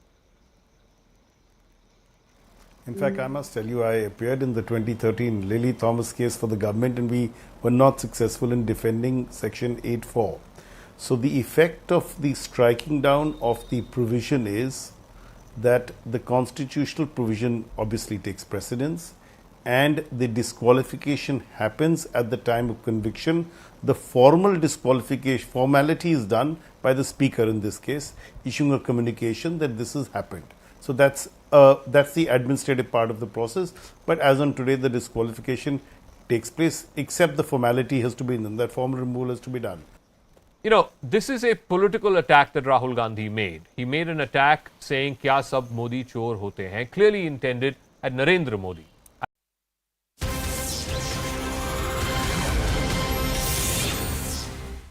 Institutions by the ruling party, it signifies the strangulation of democracy itself.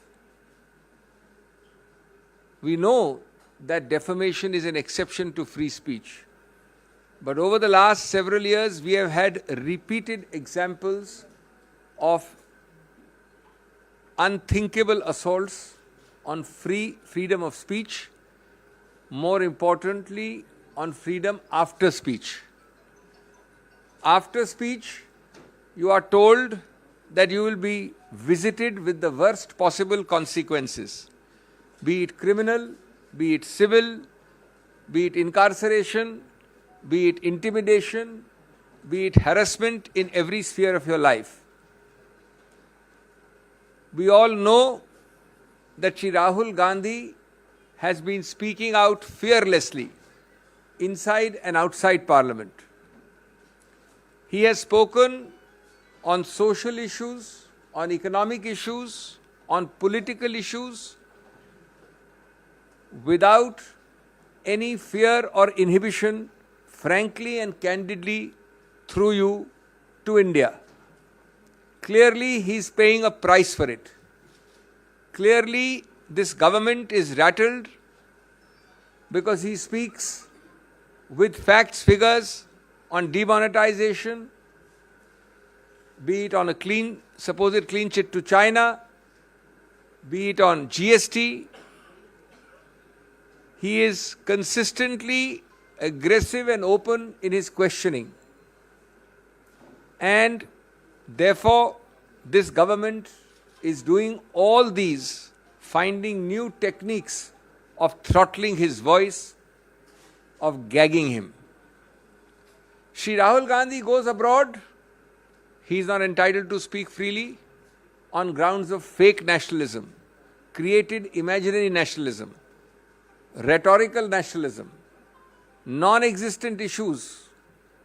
He comes back and his speeches abroad become the basis of action against him inside Parliament. He speaks in Parliament, one of the most detailed and open speeches when the Prime Minister spoke, and he is referred to the Privileges Committee. After he came back from abroad and post the recess, when this session starts, a remarkably new ground is found, unheard of in the annals of parliamentary history. The ruling party resorts to disruption every day, saying a precondition for someone to speak in Parliament or attend Parliament is that he must first apologize.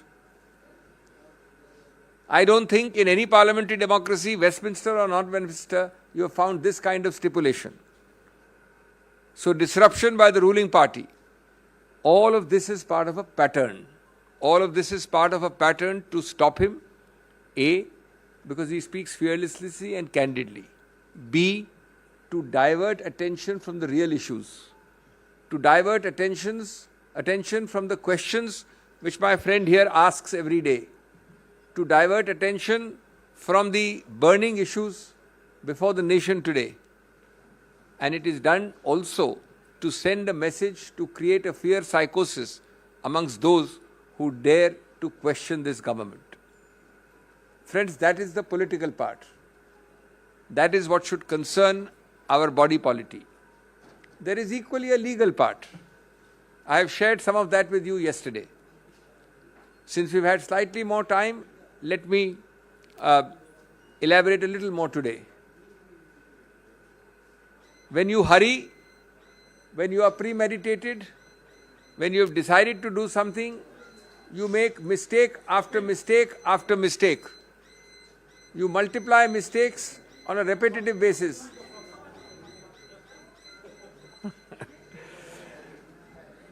Take for example, the alacrity with which you are moving.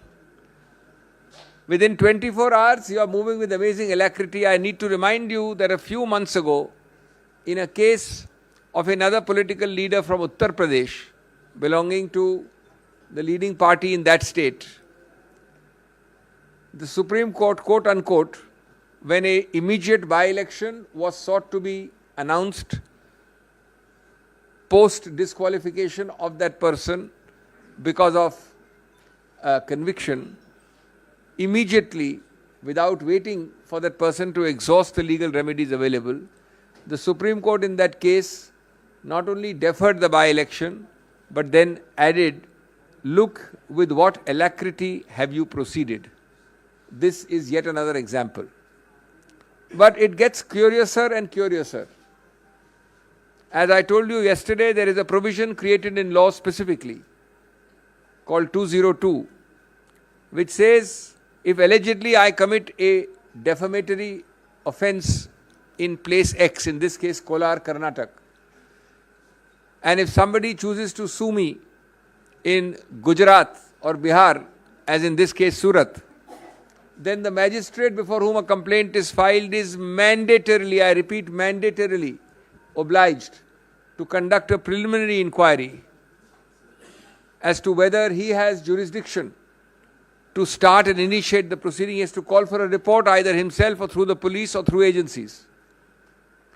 To the best of our knowledge, this point is taken by Shri Gandhi's lawyers, noted in the judgment and not decided. Admittedly, no inquiry is conducted because there is a tearing hurry to go ahead in a place which might well be without any jurisdiction at all, namely Surat, Gujarat. As I said, it gets curiouser and curiouser. I mentioned another example yesterday. I have the dates now. Let me walk you through it.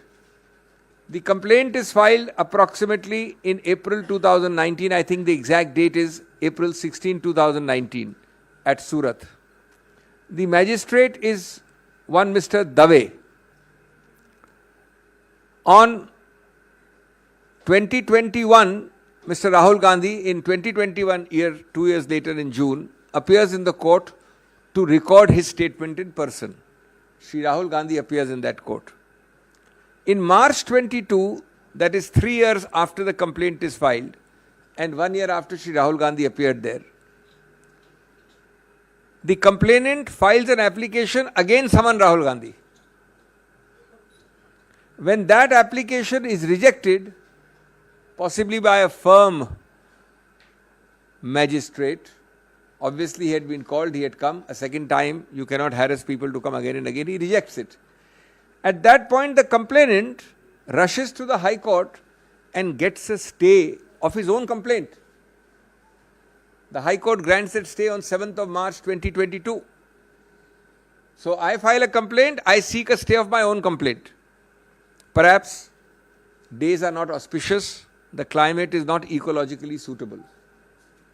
Now the same complainant, after a hiatus of 11 months, when he has no interest in his own complaint, suddenly wakes up and goes on 16th February this year, seeking a vacation of the same stay which he himself obtained. And I quote, he pleads, and you must all read between the lines. We will of course take all this in the appeal, we have legal records. Quote, he says, sufficient evidence has come on record of the trial court and the pendency of the present matter delays the trial. Pendency of what matter? His own High Court petition. He says he is delaying his own trial. So he says, please vacate. Now the sentence is, though sufficient evidence has come on record, no new evidence has come on record actually. The High Court vacates the stay, the man rushes back to the trial court and we get this judgment. Meanwhile, the magistrate has changed. We were not born yesterday, neither you nor me. Chit bhi apni, pat bhi apni. There are many more disturbing features about this case. There is a point which we may or may not take. I'm not saying that everything Rahul Gandhi needs to take because he's fearless. He knows in his conscience. He has full reliance on the law.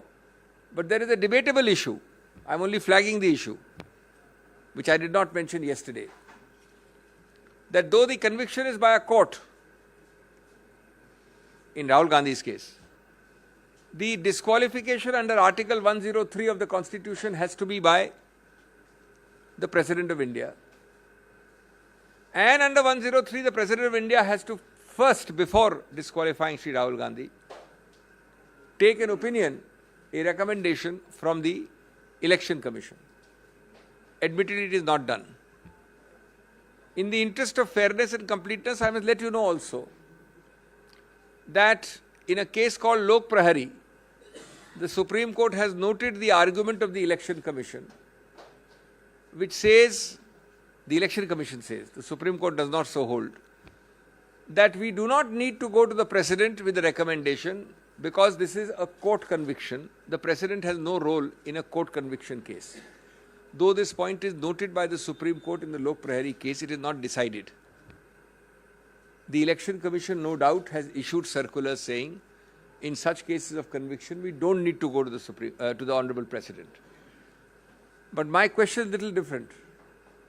If the Constitutional Article 103 says so, neither the practice of the Election Commission, nor indeed a recordal of a submission of the Election Commission to the Supreme Court, nor indeed a recordal by the Supreme Court can change the Constitution. The highest law of the land is the Constitution. The text of the constitutional article cannot be diluted by a practical approach saying it's a conviction by a court, therefore President is excluded. That is itself a questionable exercise, this immediate issuance today of a disqualification. But we let it be. We are confident that we will get a stay of conviction. A stay of conviction will remove the very basis of this disqualification. This disqualification is nothing but consequential. When the foundation goes, namely the conviction is stayed, the consequences of an illegal foundation will also go. But obviously, as the Election Commission knows, as the Government of India knows, as the BJP knows, it takes time to draft, to file. They are taking advantage of that time, hot-footing it by these disqualification notices. But we have full faith in the law and the majesty of the law, and we believe that we will emerge victorious in the near future. दोस्तों, आज जो मुद्दे आपके समक्ष हैं उनके दो व्यापक आयाम हैं. एक राजनीतिक है, एक कानूनी है.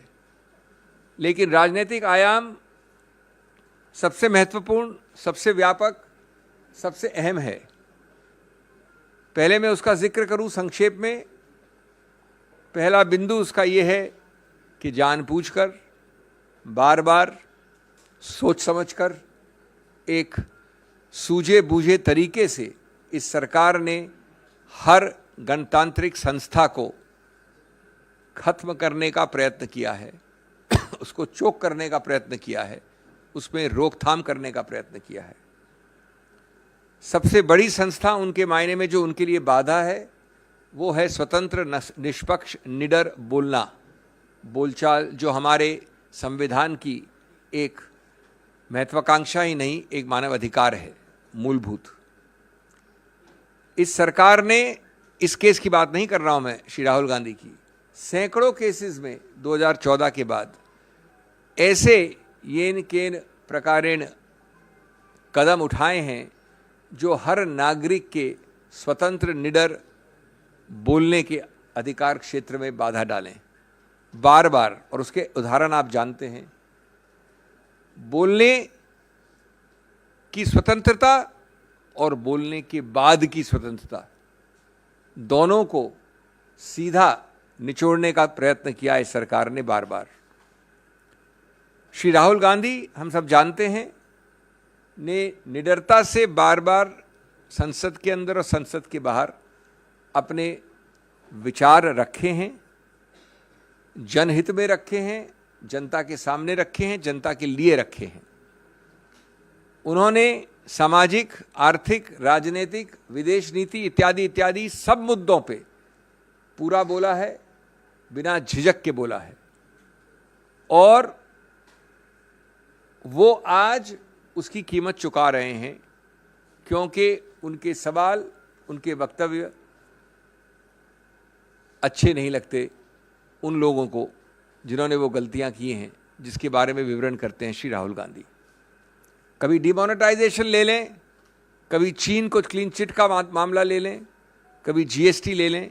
ये सब मुद्दे वो हैं और इनके अलावा और भी हैं जो इस सरकार को, जिनसे घिन्न है और जो उठाते हैं उनको दंडित करना उनका अनिवार्य रूल है।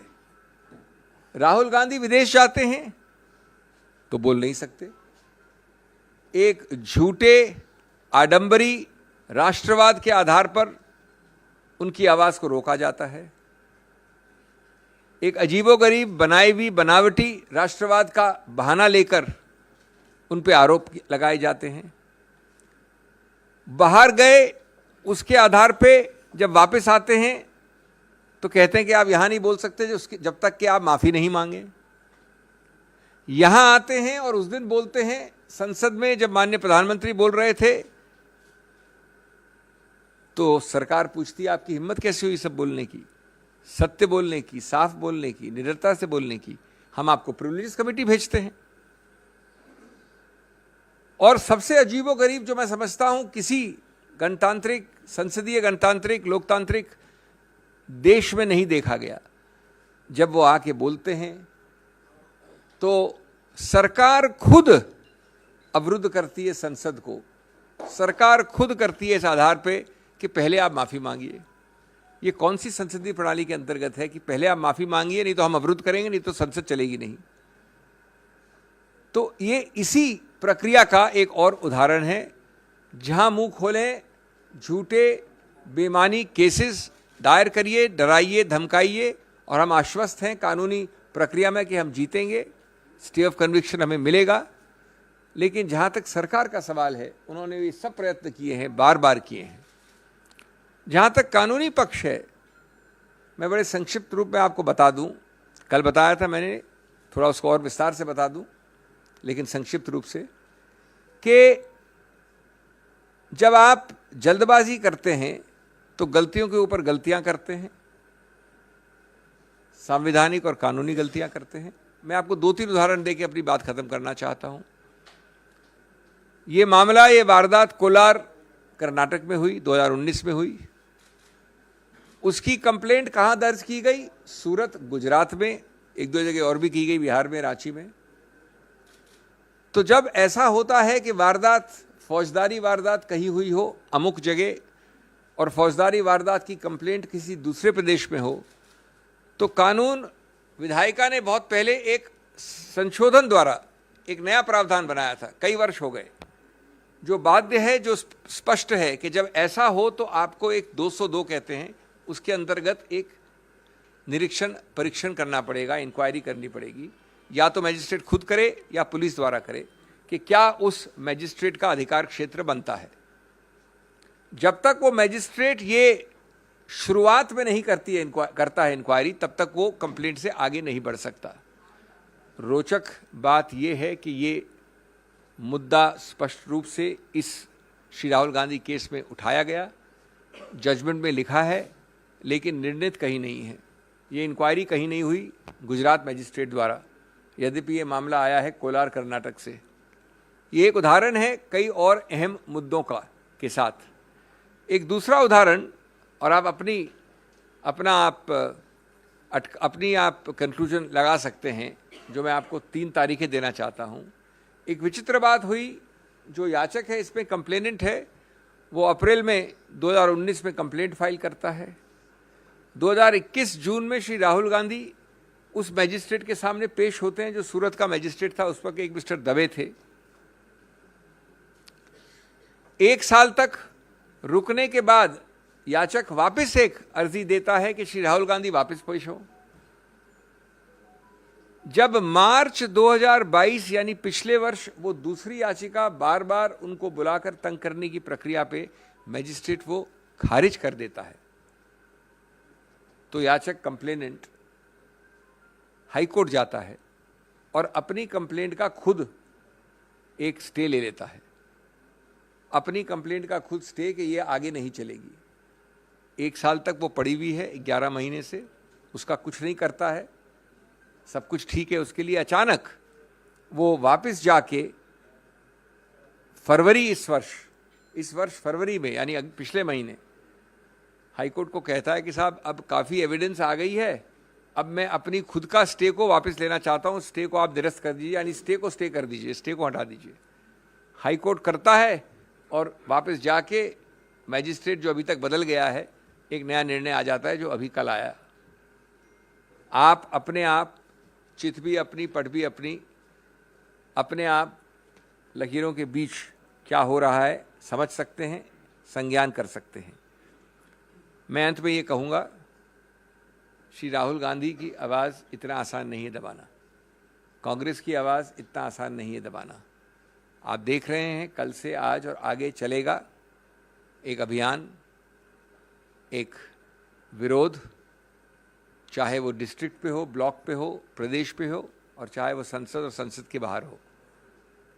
ये आवाज़ रुक नहीं सकती है। जो तथ्य मैंने आपको बोले हैं ये बिल्कुल सामने उजागर किए जाएंगे, लेकिन साथ साथ हमें पूरा विश्वास और आश्वासन है कि ऐसी चीज़ जो कानून में गलत है, हम आश्वस्त हैं कि उसका सही रूप से अवलोकन किया जाएगा बड़ी अपील वाली अदालतों द्वारा, और हमें कन्विक्शन का स्टे जल्द से जल्द मिलेगा।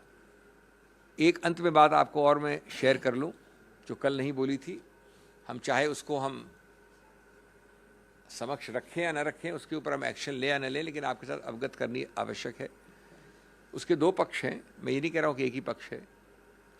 एक प्रावधान है हमारे संविधान में 103, उस प्रावधान के अंतर्गत डिस्क्वालिफिकेशन जिसको कहते हैं, जहाँ सांसद का सवाल है वहाँ सिर्फ माननीय राष्ट्रपति कर सकता है। ये लिखा है प्रावधान में, किसमें? संविधान के प्रावधान। और साथ साथ ये लिखा है कि संविधान के प्रावधान के अंतर्गत जब राष्ट्रपति करता है तो उसको पहले एक सुझाव, एक रिकमेंडेशन लेना पड़ता है चुनाव आयोग से। ये तो मानी हुई बात है कि इस बार राहुल गांधी के विषय में नहीं हुआ, ये न कुछ पहले विषयों में ऐसा हुआ है। अब इसमें जो दूसरा पक्ष है वो ये है कि चुनाव आयोग का मानना है, और चुनाव आयोग इसी प्रक्रिया को फॉलो करती है और केसेस में, कि जब कन्विक्शन कोर्ट द्वारा है, न्यायपालिका द्वारा है, तो राष्ट्रपति के पास जाने की आवश्यकता नहीं है। इसलिए हम चुनाव आयोग उसको कभी भी नोटिफाई कर सकते हैं, हमें राष्ट्रपति के पास सुझाव लेके जाना और राष्ट्रपति की अनुमति लेने की आवश्यकता नहीं है। जो रोचक कानूनी मुद्दा इस पे उठता है वो ये है कि संविधान में जो लिखा है 103 में स्पष्ट लिखा है, उसको क्या चुनाव आयोग तो क्या उच्चतम न्यायालय भी क्या बदल सकता है? सोशल मीडिया को चला कर क्या क्या नहीं उनके बारे में बातें कही गई, और अब घबरा करके आप भारत जोड़ो यात्रा से और जिस प्रकार के फैसले आए हैं, ऐसे अभी कल फैसला आया है डिफेमेशन केस का। अरे भाई, लोअर कोर्ट है और बाद में हाई कोर्ट भी है, सुप्रीम कोर्ट भी है, इतनी क्या जल्दी थी कि आपने इस प्रकार का फैसला कर दिया, मेंबरशिप खत्म कर दी। इतने बड़े नेता की, जिसका एक मैसेज है, जिसका एक ऑरा है देश के अंदर, जिसकी फॉलोइंग है देश के अंदर, उसको आपने इस प्रकार से मेंबरशिप से निष्कासित किया है एक प्रकार से, तो लोग बगसने वाले ने, मेरा मानना है। Well, that was Rajasthan Chief Minister Ashok Gehlot speaking in favor of Rahul Gandhi. He's disqualified. That's the notification that has come out from the Speaker's office. Yes, there are legal options which are open for Rahul Gandhi. What lies ahead for him? What are the political and legal ramifications of this disqualification for the Congress leader Rahul Gandhi? First of all, he can move the Sessions Court for a stay on conviction. This is the basis on which the Speaker has taken the decision. The second option is to approach the President to challenge the disqualification. Abhishek Manu Singhvi was also talking about Article 103 under Indian Constitution. Option 3, move the Supreme Court under a special leave petition and cite your grievances and seek a special remedy, a special intervention. Article 32, where he can say that some of his rights have been affected and he can move the Supreme Court directly. These are the two procedural ways in which there's a remedy and a recourse directly to the Supreme Court of India. Well, right now there's a press conference happening by Mr. Jairam Ramesh. He's speaking to the press right now. Let's listen. एक तरह से आप देख सकते हैं कि जैसा कि अभिषेक सिंघवी जी ने कहा, राहुल जी को कीमत चुकानी पड़ी उस भारत जोड़ो यात्रा की सफलता के कारण। दूसरी बात, सिंघवी जी ने तो कहा कि 2014 से राहुल जी मोदी सरकार की नीयत और मोदी सरकार के नीतियों के खिलाफ अपनी आवाज़ संसद के अंदर और संसद के बाहर उठा रहे हैं। ये नोटबंदी के बारे में इन्होंने जिक्र किया, जीएसटी के बारे में इन्होंने जिक्र किया, चीन को जो जून 2020 में प्रधानमंत्री ने क्लीन चिट दिया उसका भी सिंघवी जी ने जिक्र किया। पर मैं एक और मुद्दों का जिक्र करना चाहता हूं जिसके वजह से आज राहुल गांधी जी को कीमत चुकानी पड़ी है, और वो ये है अडानी का महाघोटाला। जब से राहुल गांधी जी विपक्ष में संसद में बोले थे, 50 मिनट का भाषण था, ज़्यादातर उसका एक्सपंज भी कराया गया, और जिस तरीके से 16 पार्टियों ने एक होकर 5 फरवरी से जेपीसी की मांग की इस घोटाले में, क्योंकि ये घोटाला सिर्फ अडानी से संबंधित नहीं है, ये घोटाला प्रधानमंत्री की नीयत और प्रधानमंत्री की नीतियों से भी जुड़ा हुआ है। इसीलिए हमने जेपीसी की मांग की, आज भी हमने मांग की, कल भी हम करेंगे, परसों भी हम करते रहेंगे। और इस अडानी घोटाले से ध्यान हटाने के लिए आज इनको कीमत चुकानी पड़ी है। तो एक तरफ राहुल गांधी जी की कोशिश और दूसरी तरफ प्रधानमंत्री की साजिश, ये साजिश बनाम कोशिश एक तरीके से आप इस तरीके से देख सकते हैं। सिंघवी जी ने तो कहा कानून के अनुसार अगले कदम हम लेंगे, समय है हमारे लिए, और कानून में कई ऐसे दरवाजे हैं हमारे लिए।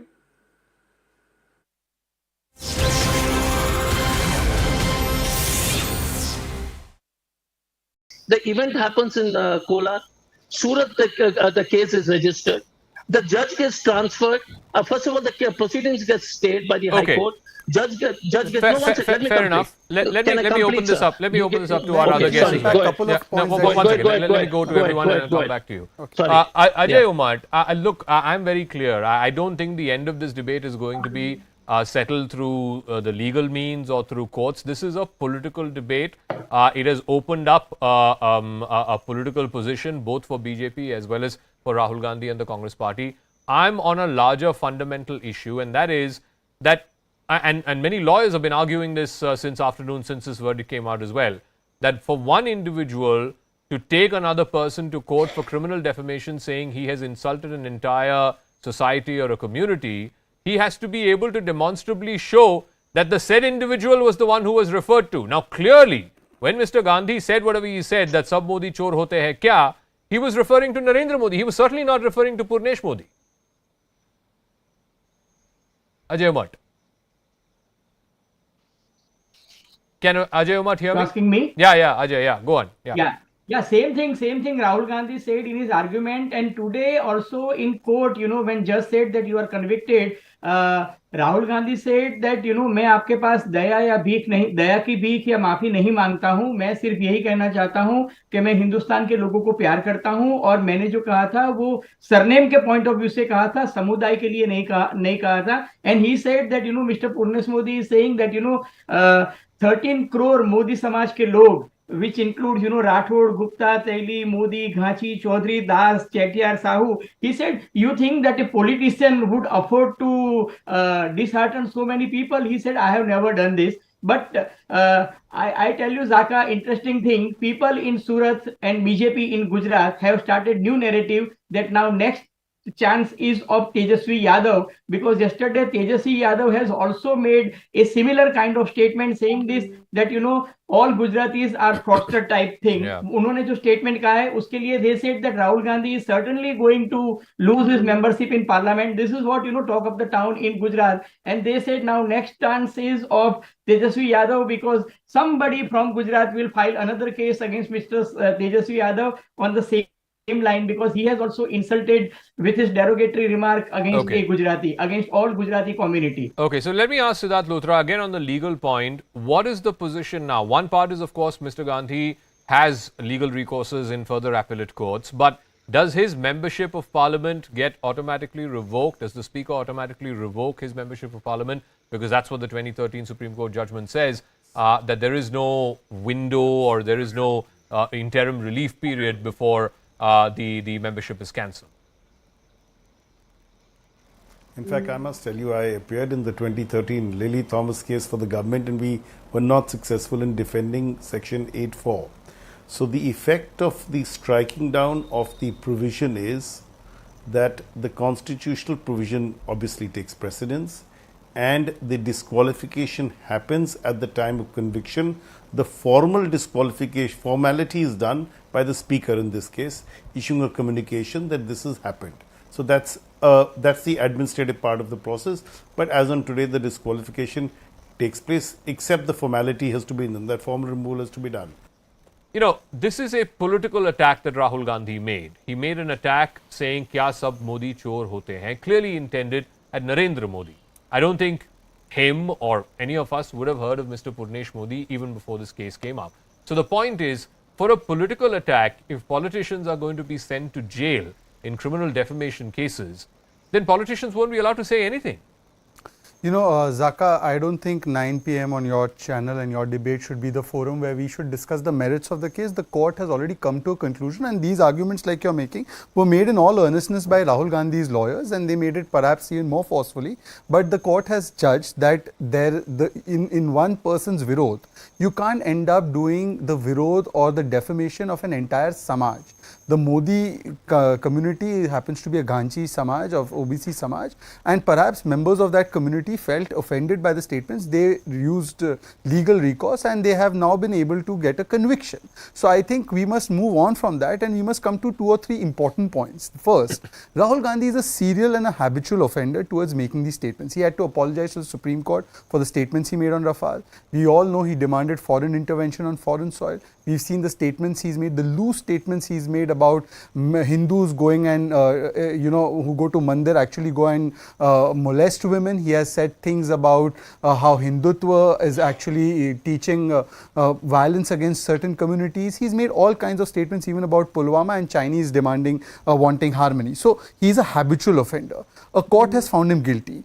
Unless the Congress party tonight is saying that courts are acting on vendetta or are trying to become the handmaiden of a particular government, and I believe Mr. Chandrachud just in a recent program said that the courts function independent of any pressure from the executive, I think we should not make it a thing that now it is conditional commitment towards the constitution. And fine, secondly, look, Rahul Gandhi had torn up the ordinance once. If Rahul Gandhi's own standards of morality are that people who have been convicted for 2 years or above should be out of parliament, why doesn't he walk the talk today? He has been convicted. And just let me correct you on one technical point. You said that till 1 month it will.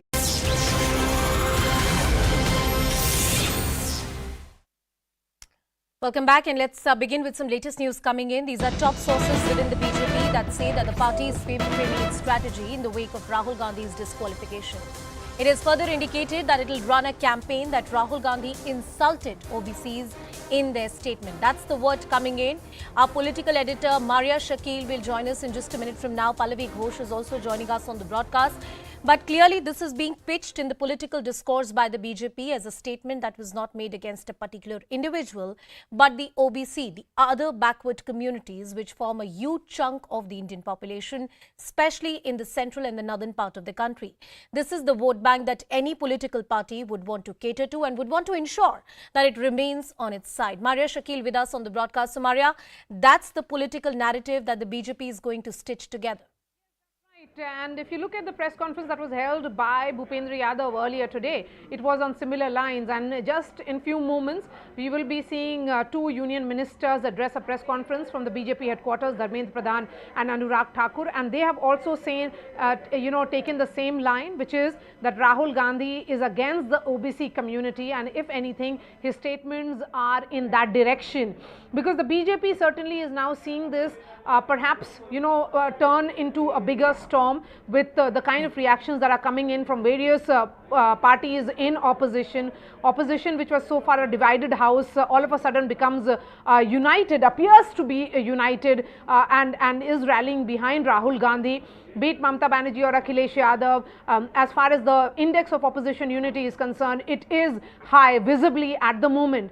So the BJP now is seeing this as an opportunity to target Rahul Gandhi. They are saying that there would be a countrywide campaign which will be launched by the BJP to counter the Congress party in saying that Rahul Gandhi and his statements have been anti-OBC. It's a crucial constituency, and the BJP in its last cabinet reshuffle, if you remember, Anusha, the Prime Minister himself had highlighted that the number of OBC representation in the union cabinet had increased phenomenally. Yeah. Similarly, the focus has been that the OBCs have found greater representation in whichever state the BJP has come to power. Sure. So the BJP now, looking at a political messaging from this move, because they understand that legally, perhaps, Rahul Gandhi may have a better argument. His team of lawyers do have a better case building up against this order. Maria Shakil pointing out both the legal and political aspects and how this is likely to play out. Let me also cut across to Shirin Elizabeth. She is joining us live from Rahul Gandhi's residence. Shirin, what's happening at the residence right now? We earlier saw Mrs. Sonia Gandhi, Priyanka Gandhi Vadra, all rushing to the residence of Rahul Gandhi to meet him. What's happening there right now? Well, it was about 3:15 when Sonia Gandhi arrived at Rahul Gandhi's residence, and she was in fact inside for about 15 minutes, and after that she left. Priyanka Gandhi continues to be inside the residence, where she has in fact now put out a tweet as well, where she is in fact been saying that her brother is only going to fight this, he will not bow down, and of course criticizing the BJP for the way that Rahul Gandhi has been disqualified. Now, apart from that, what we are learning is that Abhishek Manu Singhvi, as far as the legal options that are left for Congress party at this point, will in fact be availed by the Congress party. And Abhishek Manu Singhvi has been saying that the first and foremost step is that they are going to, of course, approach the session court. In case that it gets rejected, they will go to High Court and eventually to the Supreme Court. Now, I want to talk about the non-legal options and the strategies that is going to be, of course, will be coming in from the Congress side. 5 p.m. is when the PCC president meeting is going to happen, where Mallikarjun Kharge is going to do this meeting. Other senior leaders are also going to be part of this meeting. In this particular meeting, the strategy as far as Rahul Gandhi's disqualification is concerned will be discussed, because there is in fact a nationwide protest that is being planned by the Congress party, not just inside the parliament but also on the streets. Now, today also we have seen how there was in fact a protest that was in fact done at Vijay Chowk. There were attempts to meet the president. That didn't happen. All these Congress MPs were in fact detained, and they are in fact right now at the Kingsway Camp police station. There has been kept there. Once they are released from the police station, there is also in fact a likelihood where all these MPs will be gathering either at the AICC office or at Rahul Gandhi's residence to continue with their protest. So this is this is just a beginning, is what the Congress party has been saying. Just the beginning, that's what the Congress party is saying. Well, to let our viewers know more about what the Congress party is thinking and what their political strategy and also the legal strategy is going to be, Pallavi Ghosh, our senior editor, is also joining us on the broadcast. Pallavi, how are they going to take this up politically? Abhishek Manu Singhvi in that press conference very clearly said that we'll take away the basis on which this action has been taken. We'll fight this in the courts of law and we will seek appropriate relief. What are you hearing from your sources? Are they likely to move the President's office, the Supreme Court, or they'll follow the chain of command, which is to go to the Sessions Court first? Well, I think that indication also came in from Abhishek Manu Singhvi saying that the president does have the right. But apart from this, early this morning, when there was a meeting being held at the Congress Parliamentary Party office, there were certain leaders and MPs of the Congress Party who had suggested that let us not waste time, let us draft a letter to a president, and we are going to kind of presume that a disqualification could take place. And this is before the disqualification took place, that, you know, that she should put a stay to it if it comes up to her. But unfortunately, there was no consensus within the Congress Party, and that's the reason that Delta was never drafted and sent to the President of India.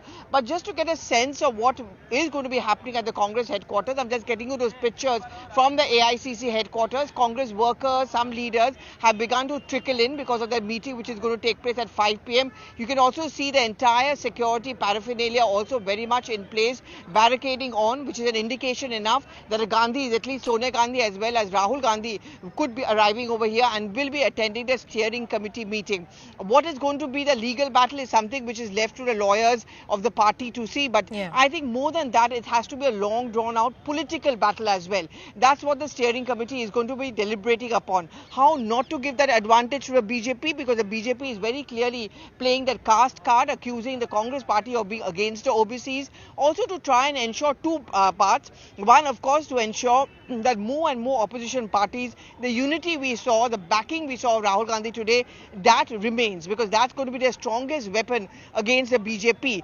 But they're also going to try and use this moment of Rahul Gandhi's disqualification pending any legal action to actually make the point. And you heard what Abhishek Manu Singhvi and Jairam Ramesh were saying. Hum darenge nahi, will keep on a fight. Rahul Gandhi as a fighter, as the strongest voice against the powers to be. That is the narrative or slogan which the Congress party wants to work upon. So I think essentially, Anusha, they're going to be deciding on what kind of protests, what kind of movements. All of that is something which is going to, nitty-gritty is going to be worked out.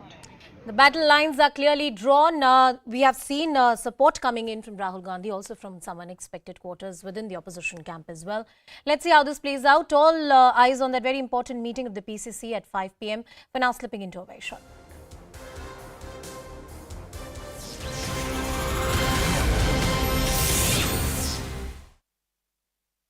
Rising India का मेरे लिए मतलब है देश के 125 करोड़ लोगों के स्वाभिमान का राइज होना, देश के आत्मगौरव का राइज होना।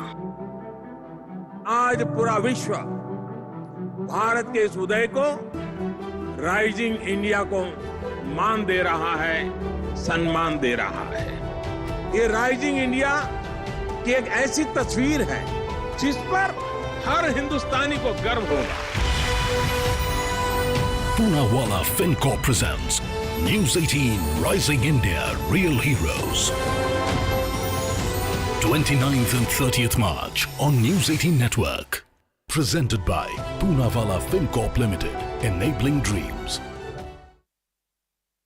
The virod or the defamation of an entire Samaj.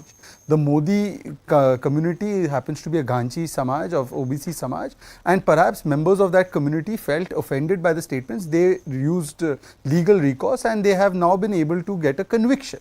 So I think we must move on from that and we must come to 2 or 3 important points. First, Rahul Gandhi is a serial and a habitual offender towards making these statements. He had to apologize to the Supreme Court for the statements he made on Rafale. We all know he demanded foreign intervention on foreign soil. We've seen the statements he's made, the loose statements he's made about Hindus going and, who go to Mandir actually go and molest women. He has said things about how Hindutva is actually teaching violence against certain communities. He's made all kinds of statements even about Pulwama and Chinese demanding, wanting harmony. So he's a habitual offender. A court has found him guilty. Unless the Congress party tonight is saying that courts are acting on vendetta or are trying to become the handmaiden of a particular government, and I believe Mr. Chandrachud just in a recent program said that the courts function independent of any pressure from the executive, I think we should not make it a thing that now it is conditional commitment towards the constitution. And fine, secondly, look, Rahul Gandhi had torn up the ordinance once. If Rahul Gandhi's own standards of morality are that people who have been convicted for 2 years or above should be out of parliament, why doesn't he walk the talk today? He has been convicted. And just let me correct you on one technical point. You said that till 1 month it will not operate, the disqualification. Only sentence apparently in the judgment has been stayed. unless there's a stay on conviction, because Correct. in a 2018 Supreme Court order, which has upheld the 2013 order, it has clarified that unless the conviction is stayed, the disqualification kicks in automatically after the Lily Thomas judgment, and therefore, as of anybody's legal reading, and we have Ishkaran Bhandari to elaborate, as of now, automatically Rahul Gandhi stands disqualified. No, and two things there. One, I did say that the conviction has to be stayed. As of today, only the sentence has been suspended. So I don't think he has the opportunity for 1 Secondly, month. no, it doesn't automatically kick in. The Speaker's office has to send out a letter saying That so has been disqualified. perhaps, but be he that does as not it have a may, period of 1 month. I'm on a larger point. Let me ask Dr. Ajay Kumar this. Essentially, what the BJP is saying is two things. Mr. Gandhi in 2013 tore up this very ordinance which would have given him some protection or at least interim relief, if you will, given the situation that he's facing today. So, if he's taken that position in 2013, he should take that same position in 2023, all the more so for himself. And secondly, this is basic. The law of the land should apply for anyone. Rahul Gandhi, just like any other citizen of this country, is not above the law. A court of law has found him guilty. He has legal avenues, legal recourses. Let him exercise those, but he should respect the judgment of the court. No, first of all, Zaka, I mean, if I heard Mr. Poonawalla say serial offender and habitual offender, the kind of words they use, I mean, we would like to, if Mr. Gandhi is a serial offender, what about the BJP's whole ministers? They are serial trollers, including the Prime Minister denigrates the first Prime Minister, uses the Nehru surname left, right and center. The kind of statement Prime Minister makes कि हमको शर्म आती थी जब हम विदेश जाते थे कि हम भारत के हैं. So let's not get into how and then continue to deal in half truths and lies, saying and serious. I mean, the kind of statements they make on political leaders. I mean, this is a debate which we are having. So I would request Hazrat Puna, let's not denigrate, because it's not that we can't say nonsense about Mr. Modi. We can do it very easily and start making very below the belt remarks. Our decency prevents it, because I find it very difficult to reach to the level Mr. Poonawalla seems to reach at every debate. So I will resist saying anything against any political leader, because that's not my style. Nor I don't think that we should be, and none of us should do it. The most important part. Have you ever heard a complainant go to a high court and stay his own legal proceedings? You're saying let's believe in the judiciary. Let's believe in the judiciary. Why is Kiran Rijiju's cabinet minister insulting the judiciary morning and evening every day? 24/7. Every time they make statements on the judiciary, and suddenly they got so much of belief in the judiciary. It's like the devil preaching the scriptures. No, Dr. Kumar, are you saying? I just want to go back to one of the points you made. You're saying that Mr. Gandhi will not go to an appellate court seeking a stay on his conviction. Is that what you're saying? No. You're not understanding. Mr. Punesh Modi went to the High Court of Gujarat and stopped his own proceedings because he was thinking that the judge is going to do his job well, and suddenly the judge strangely gets transferred. Those are questions which you must ask on your channel. And then he goes back and again requests again for his stay to be removed when the judge is transferred. So if you are a citizen of this country and you are saying that high standards of judiciary and we believe in judiciary, there are a couple of things which the BJP should immediately stop. First of all, sack Mr. Rijiju. Because if you believe in the judiciary so much, then he's like a motor mouth, keeps speaking every time on. He said retired judges should not do this, you shouldn't do this, he shouldn't do that, and has made umpteen comments. And if Mr. Poonawalla is keen, then I can show you that would apply to you as well, right? I mean, today a court of law has given an order, so you should respect it as much as you expect anyone else to respect it. One sec. Yeah, Zaka, speaking against the judgment is not disrespect. First question. Sure. Speaking, you can continuously find faults in the judgment without finding a mistake. You can say that the judges have heard. We are saying it that in a defamation case, none of the parties who are offended have become a complainant in this case. The event happens in Kolar. Surat, the case is registered. The judge gets transferred. First of all, the proceedings get stayed by the High Court. Judge gets fair enough. Let me open this up. Let me open this up to our other guests. One second. Let me go to everyone and come back to you. Ajay Umar, look, I'm very clear. I don't think the end of this debate is going to be settled through the legal means or through courts. This is a political debate. It has opened up a political position both for BJP as well as for Rahul Gandhi and the Congress party. I'm on a larger fundamental issue, and that is that and many lawyers have been arguing this since afternoon, since this verdict came out as well, that for one individual to take another person to court for criminal defamation saying he has insulted an entire society or a community, he has to be able to demonstrably show that the said individual was the one who was referred to. Now, clearly, when Mr. Gandhi said whatever he said, that sab Modi chor hote hai kya, he was referring to Narendra Modi. He was certainly not referring to Purnesh Modi. Ajay Umat. Can Ajay Umat hear me? Asking me? Yeah, Ajay, yeah, go on. Yeah, same thing Rahul Gandhi said in his argument, and today also in court, when judge said that you are convicted, Rahul Gandhi said that, मैं आपके पास दया या भीख नहीं, दया की भीख या माफी नहीं मांगता हूं, मैं सिर्फ यही कहना चाहता हूं.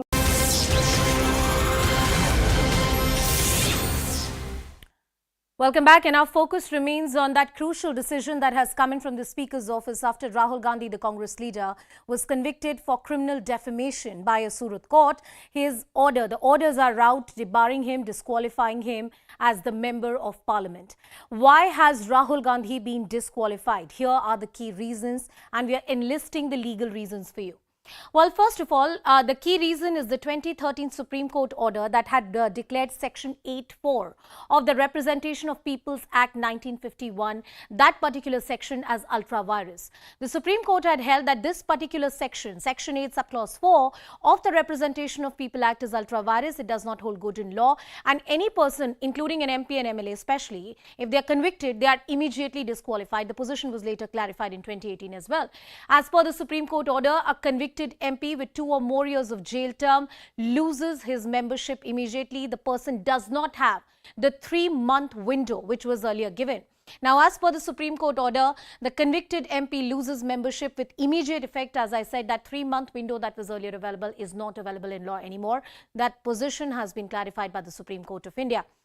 Moving forward, yes, there are various legal options that Mr. Rahul Gandhi has. Let's see what he chooses to exercise, whether the doors of the President's Sessions Court or he decides to appeal to a higher court, including the High Court and the Supreme Court. My colleague Sharon with us on the broadcast. Sharon, a very crucial meeting at 5 p.m. that you were earlier talking about. All eyes on that very crucial meeting.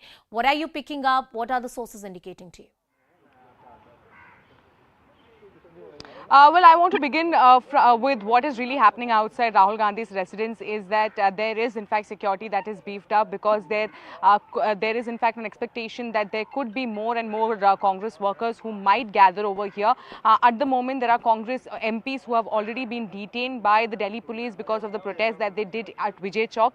And at about 3:15 is when Sonia Gandhi arrived at the residence of Rahul Gandhi. After 15 minutes, she left from the residence.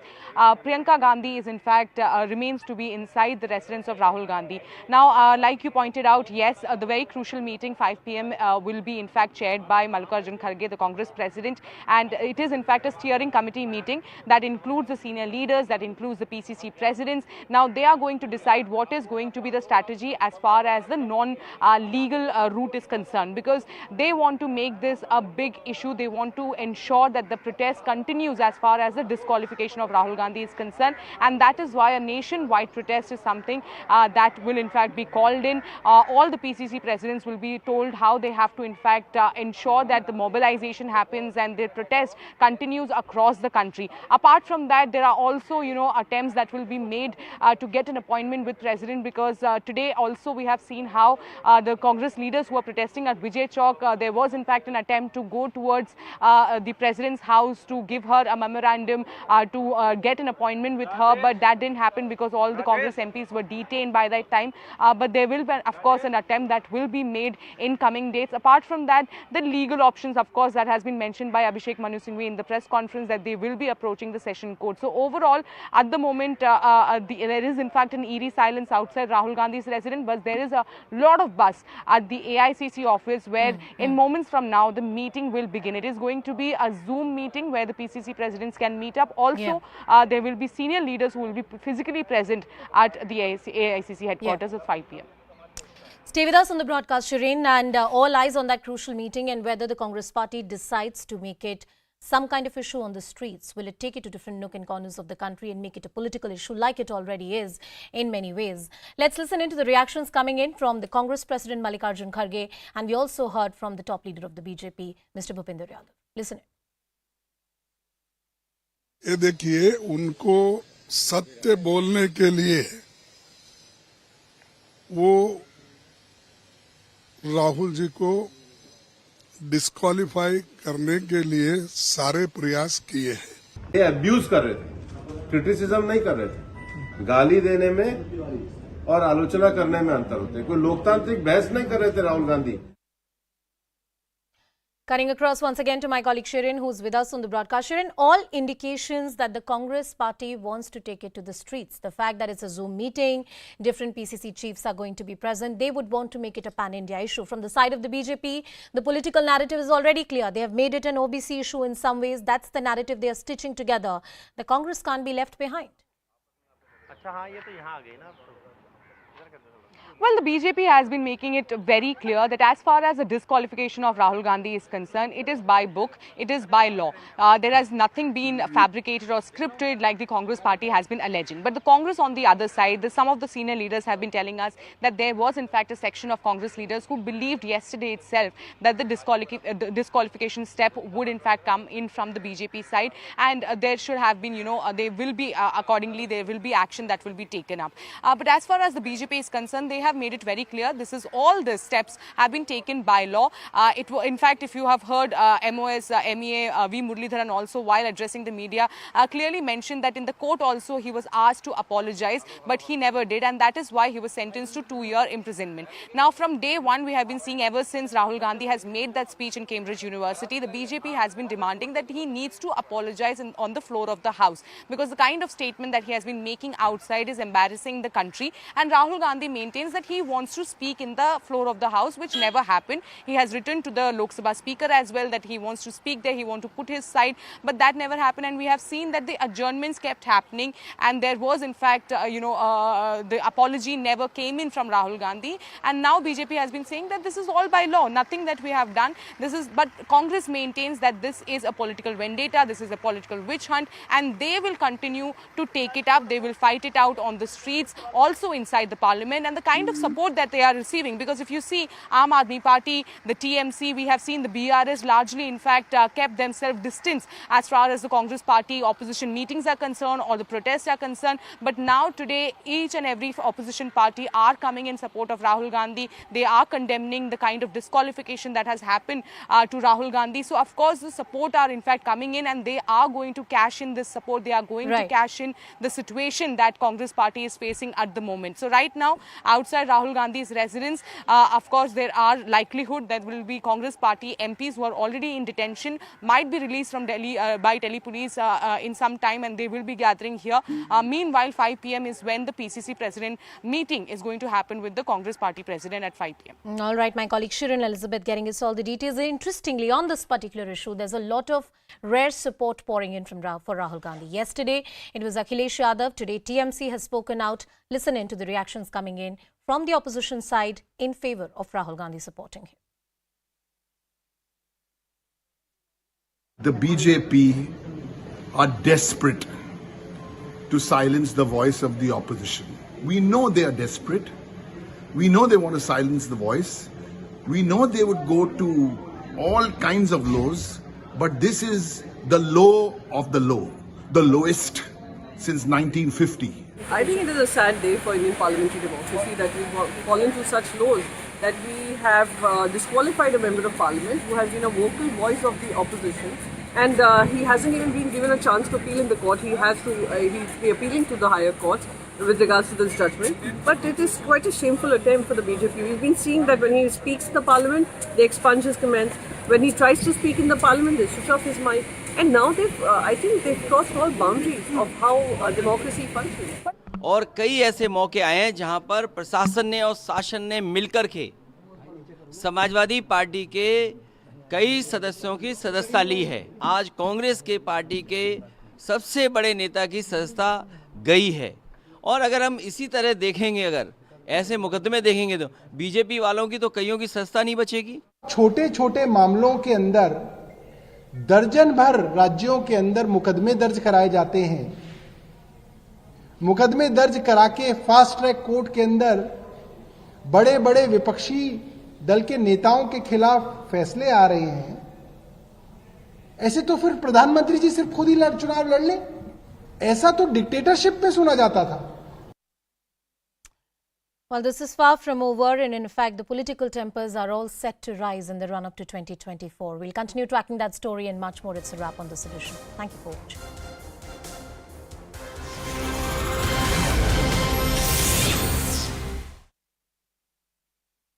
Since afternoon, since this verdict came out as well, that for one individual to take another person to court for criminal defamation, saying he has insulted an entire society or a community, he has to be able to demonstrably show that the said individual was the one who was referred to. Now, clearly, when Mr. Gandhi said whatever he said, that sab Modi chor hote hai kya, he was referring to Narendra Modi. He was certainly not referring to Purnesh Modi. Ajay Umat. Can Ajay Umat hear me? Asking me? Yeah, Ajay, go on. Yeah, same thing Rahul Gandhi said in his argument, and today also in court, when judge said that you are convicted, Rahul Gandhi said that, मैं आपके पास दया या भीख नहीं, दया की भीख या माफी नहीं मांगता हूं, मैं सिर्फ यही कहना चाहता हूं कि मैं हिंदुस्तान के लोगों को प्यार करता हूं, और मैंने जो कहा था वो सरनेम के पॉइंट ऑफ व्यू से कहा था, समुदाय के लिए नहीं कहा था. And he said that mister Purnesh Modi is saying that 13 crore Modi समाज के लोग, which includes, Rathod, Gupta, Taili, Modi, Ghachi, Chaudhary, Das, Chettiar, Sahu. He said, you think that a politician would afford to dishearten so many people? He said, I have never done this. But I tell you, Zaka, interesting thing, people in Surat and BJP in Gujarat have started new narrative that now next chance is of Tejasvi Yadav, because yesterday Tejasvi Yadav has also made a similar kind of statement saying this, that all Gujaratis are fraudster type thing. उन्होंने जो statement कहा है उसके लिए they said that Rahul Gandhi is certainly going to lose his membership in parliament. This is what talk of the town in Gujarat, and they said now next chance is of Tejasvi Yadav, because somebody from Gujarat will file another case against Mr. Tejasvi Yadav on the same line, because he has also insulted with his derogatory remark against a Gujarati, against all Gujarati community. Okay, so let me ask Siddharth Luthra again on the legal point. What is the position now? One part is, of course, Mr. Gandhi has legal recourses in further appellate courts, but does his membership of parliament get automatically revoked? Does the speaker automatically revoke his membership of parliament? Because that's what the 2013 Supreme Court judgment says, that there is no window or there is no interim relief period before the membership is cancelled. In fact, I must tell you, I appeared in the 2013 Lily Thomas case for the government, and we were not successful in defending Section 8(4).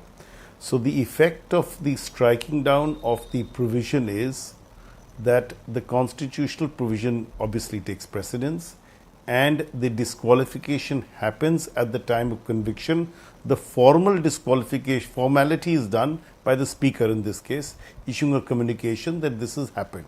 So that's the administrative part of the process. But as on today, the disqualification takes place, except the formality has to be done. That formal removal has to be done. This is a political attack that Rahul Gandhi made. He made an attack saying, "Kya sab Modi chor hote hain," clearly intended at Narendra Modi. I don't think him or any of us would have heard of Mr. Purnesh Modi even before this case came up. So the point is, for a political attack, if politicians are going to be sent to jail in criminal defamation cases, then politicians won't be allowed to say anything. Zaka, I don't think 9 p.m. on your channel and your debate should be the forum where we should discuss the merits of the case. The court has already come to a conclusion, and these arguments like you're making were made in all earnestness by Rahul Gandhi's lawyers, and they made it perhaps even more forcefully. But the court has judged that in one person's virod, you can't end up doing the virod or the defamation of an entire samaj. The Modi community happens to be a Ghanchi Samaj, of OBC Samaj, and perhaps members of that community felt offended by the statements. They used legal recourse, and they have now been able to get a conviction. So I think we must move on from that, and we must come to 2 or 3 important points. First, Rahul Gandhi is a serial and a habitual offender towards making these statements. He had to apologize to the Supreme Court for the statements he made on Rafale. We all know he demanded foreign intervention on foreign soil. We've seen the statements he's made, the loose statements he's made about Hindus going and, who go to mandir actually go and molest women. He has said things about how Hindutva is actually teaching violence against certain communities. He's made all kinds of statements even about Pulwama and Chinese demanding, wanting harmony. So he's a habitual offender. A court has found him guilty. Unless the Congress party tonight is saying that courts are acting on vendetta or are trying to become the handmaiden of a particular government, and I believe Mr. Chandrachud just in a recent program said that the courts function independent of any pressure from the executive, I think we should not make it a thing that now it is conditional commitment towards the constitution. And fine, secondly, look, Rahul Gandhi had torn up the ordinance once. If Rahul Gandhi's own standards of morality are that people who have been convicted for 2 years or above should be out of parliament, why doesn't he walk the talk today? He has been convicted. And just let me correct you on one technical point. You said that till 1 month it will not operate, the disqualification. Only sentence apparently in the judgment has been stayed. Unless there is a stay on conviction, because in a 2018 Supreme Court order, which has upheld the 2013 order, it has clarified that unless the conviction is stayed, the disqualification kicks in automatically after the Lily Thomas judgment, and therefore as of anybody's legal reading, and we have Ishkaran Bhandari to elaborate, as of now automatically Rahul Gandhi stands disqualified. No, and two things there. One, I did say that the conviction has to be stayed. As of today, only the sentence has been suspended. So I don't think he has the opportunity for 1 month. No, it doesn't automatically kick in. The Speaker's office has to send out a letter saying so has been disqualified. Perhaps, but he does not have a period of 1 month. I'm on a larger point. Let me ask Dr. Ajay Kumar this. Essentially, what the BJP is saying is two things. Mr. Gandhi in 2013 tore up this very ordinance which would have given him some protection or at least interim relief, if you will, given the situation that he's facing today. So if he's taken that position in 2013, he should take that same position in 2023, all the more so for himself. And secondly, this is basic. The law of the land should apply for anyone. Rahul Gandhi, just like any other citizen of this country, is not above the law. A court of law has found him guilty. He has legal avenues, legal recourses, let him exercise those, but he should respect the judgment of the court.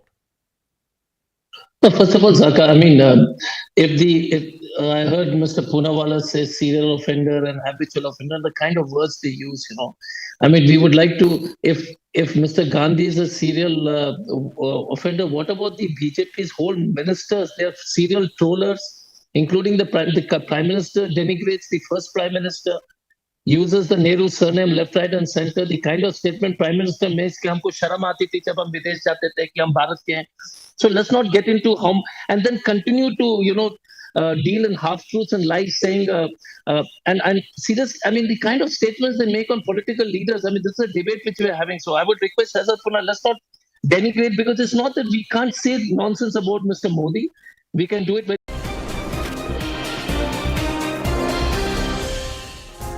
Good evening. Thanks a lot for staying with us here at CNN News 18. I'm Ridhima Bhatnagar. You're watching Nation at 5.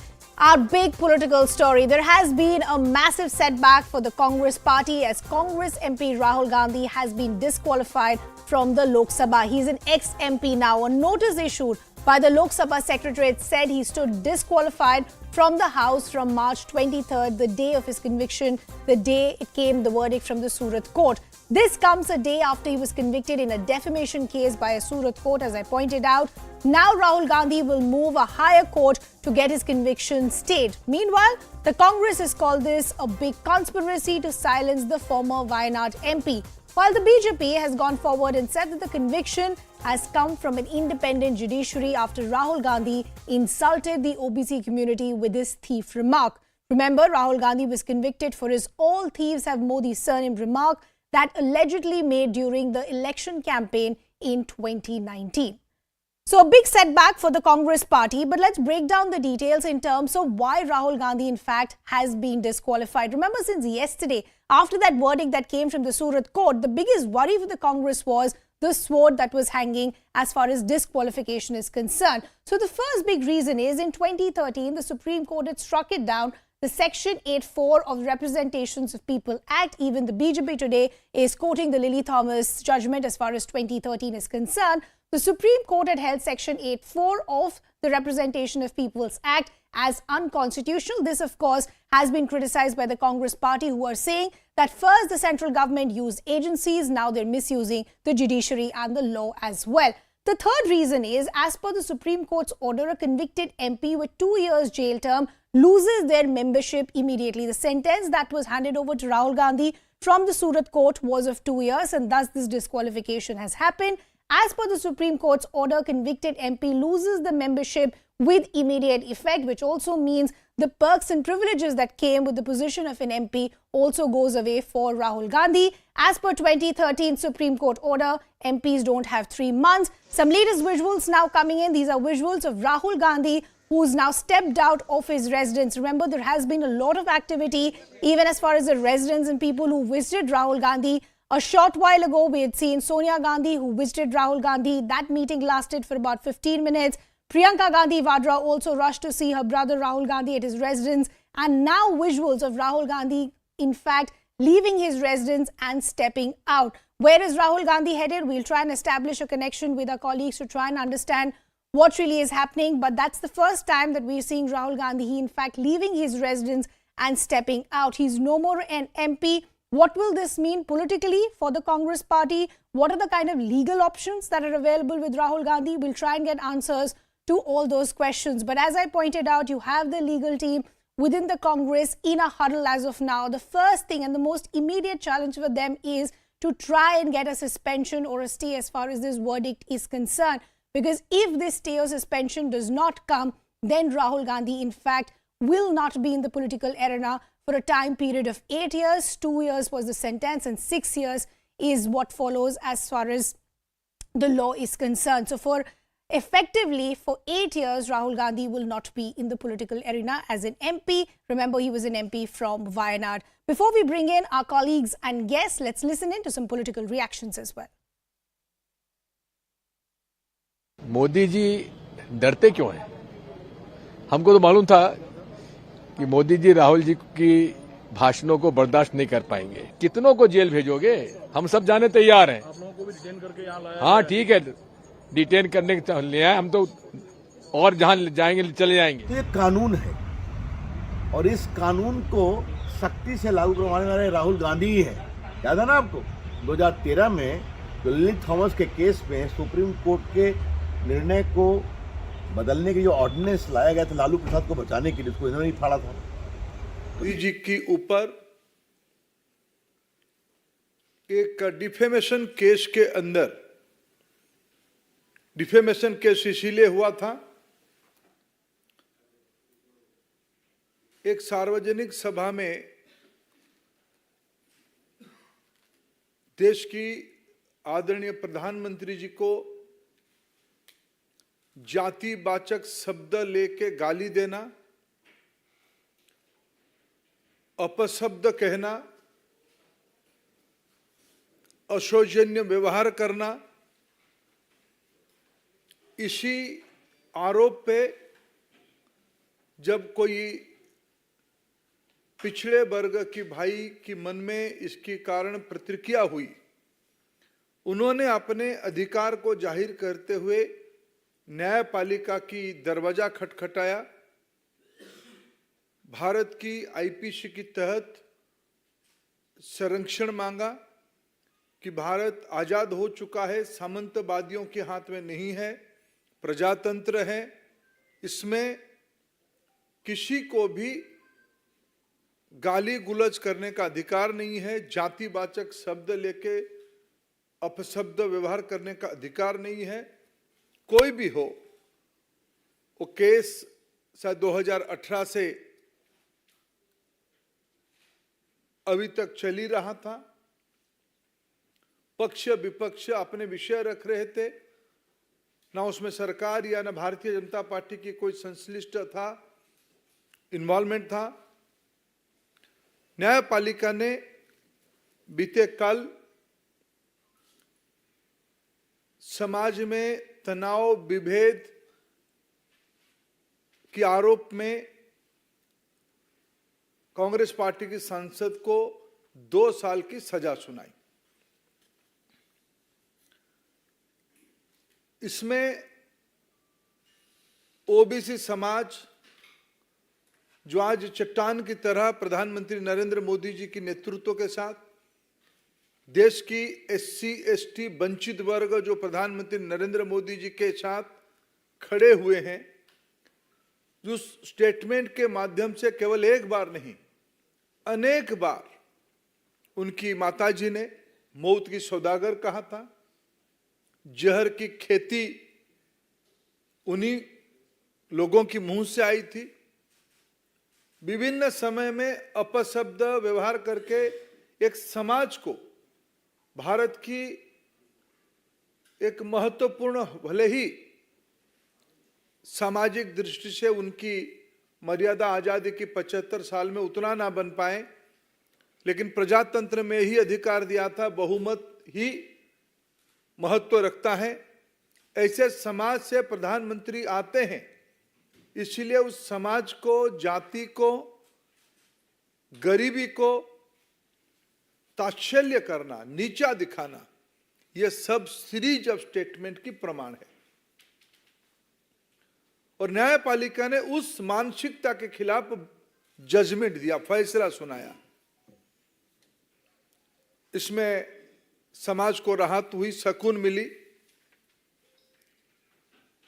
मित्रों, सबको मालूम है भारत की जनप्रतिनिधि कानून 1951 के तहत किसी भी सदस्य को अगर सजा होती है तब उसकी सदस्यता चली जाती है।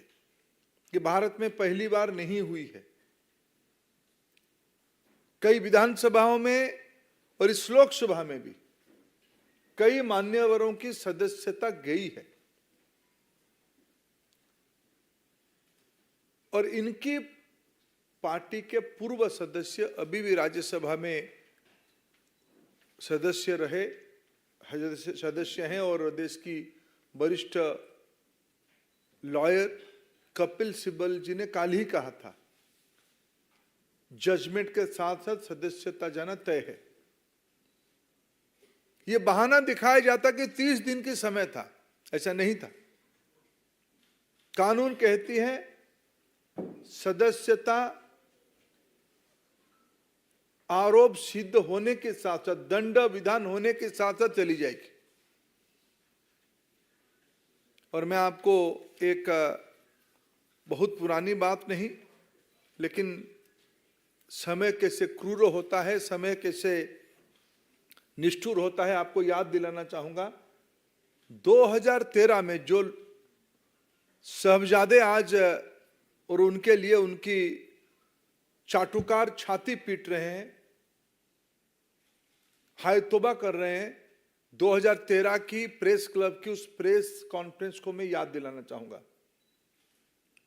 प्रधानमंत्री मनमोहन सिंह जी होते थे, उन्हीं की सरकार होती थी, उन्हीं की घर में ही रिमोट होता था, उन्हीं के फैसला था इस कानून को संशोधन करने के लिए। सजा होने के उपरांत कब सदस्यता जाएगी, उनकी सरकार एक ऑर्डिनेंस लाया था। उस ऑर्डिनेंस की मेरिट पे हमारा कुछ कहना नहीं है, लेकिन उस ऑर्डिनेंस को नॉनसेंस कह के फाड़ने वाले आज जब उसी कानून के चपेट में आए, आज उनको कष्ट हो रहा है। और मेरे मन में तो कभी कभी एक संदेह होती है, क्या वो सच में उनकी पार्टी उनकी सदस्यता को लेकर चिंतित था क्या? उनकी पार्टी में बहुत बड़े बड़े वकील हैं, देश की नामी दामी वकील उनकी पार्टी के वरिष्ठ सदस्य हैं। जब एक सदस्य ने कह ही दिया था कल सजाई घोषणा होते ही सदस्यता जाएगी। आप कुछ दिन पहले आप लोगों के माध्यम से देश देखा है, पवन खेरा जी की वारंट के चंद घंटों में बाद, 1-2 घंटे के बाद वो कोर्ट की दरवाजा खटखटाए, कोर्ट से रिलीफ लेके गए। उनको कौन मना किया था पिछले 24 घंटे में कोर्ट जाने के लिए? 30 दिन उनको मोहलत नहीं था। 30 दिन के अंदर अपील कर सकते हो, जाने वो अपना कानून जाने, अपना न्याय वकीलों को परामर्श करे, जो करना है करे। मैं एक विषय आज यहाँ गंभीर विषय उठाना चाहता हूं। आप तो एक हैबिचुअल ऑफेंडर हो ही, पहले से भी ऐसे घटना हुई है। मित्रों, कांग्रेस पार्टी चाहती है और विशेष करके उनकी प्रमुख परिवार चाहती है उनके लिए एक अलग आईपीसी बने। उस आईपीसी के तहत उनके ऊपर कोई सजा ना हो, उनके लिए कानून अलग हो, उनके लिए न्यायपालिका अलग हो। लेकिन उनको याद नहीं आ रहा है भारत पिछले 75 साल से प्रजातंत्र की रास्ता अपना चुका है। हम आजादी का अमृत महोत्सव मना रहे हैं। प्रजातंत्र की इस इंस्टीट्यूशन में कानून सभी के लिए एक प्रकार होते हैं। आप पिछड़े समाज को गाली करोगे, अपशब्द लगाओगे, वंचित वर्गों को आप नीचा दिखोगे, कानून आपके लिए अलग चाहोगे, ये सेंस ऑफ एंटाइटलमेंट, सामंतवादी मनस्थिति की ये प्रतिफलन है, फ्यूडल माइंडसेट की रिफ्लेक्शन है। हम समूह से अलग है। क्यों? हम एक खानदान से आते हैं, हम एक परिवार से आते हैं, हम कानून से ऊपर है। ऐसे पहली बार नहीं हुआ है। घर मिलने के समय में, सुरक्षा के बारे में, एयरपोर्ट में अलग जाने के बारे में, एक सेंस ऑफ एंटाइटलमेंट जो आज कानून को भी ऊपर मानते हैं, इसमें हमारा क्या लेना देना है? मित्रों, इसको भारतीय जनता पार्टी कठोर से कठोर शब्द में निंदा करती है। बाकी कुछ विषय मेरे मित्र आप उसमें जोड़ेंगे। नमस्कार मित्रों, हालांकि आदरणीय धर्मेंद्र जी ने बहुत विस्तार में सारी बात रखी है। मैं तो इतना ही कहूँगा, भगवान के घर में देर से ही अंधेर नहीं। राहुल जी कहते थे दुर्भाग्य से सांसद हूँ, unfortunately I am an MP. So उनको जो एक दुर्भाग्य लगता था आज उससे भी मुक्ति मिल गई है। उनके साथ साथ वायनाड के लोगों को भी इससे छुटकारा मिल पाया।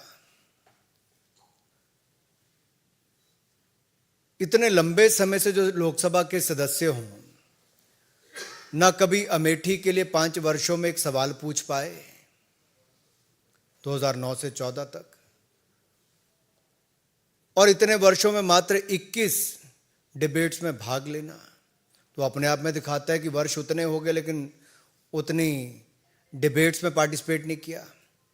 एक भी आज तक प्राइवेट मेंबर बिल तो लाने की बात दूर, लेकिन अपनी ही सरकार में 2013 में ऑर्डिनेंस को भरे चौराहे पर फाड़ देने का काम और नॉनसेंस बोलने का काम ये श्रीमान राहुल गांधी जी ने किया। वो सदा अपने आप को संसद से ऊपर, सदन से ऊपर, सरकारों से ऊपर, देश से ऊपर और न्याय व्यवस्था से ऊपर समझते हैं।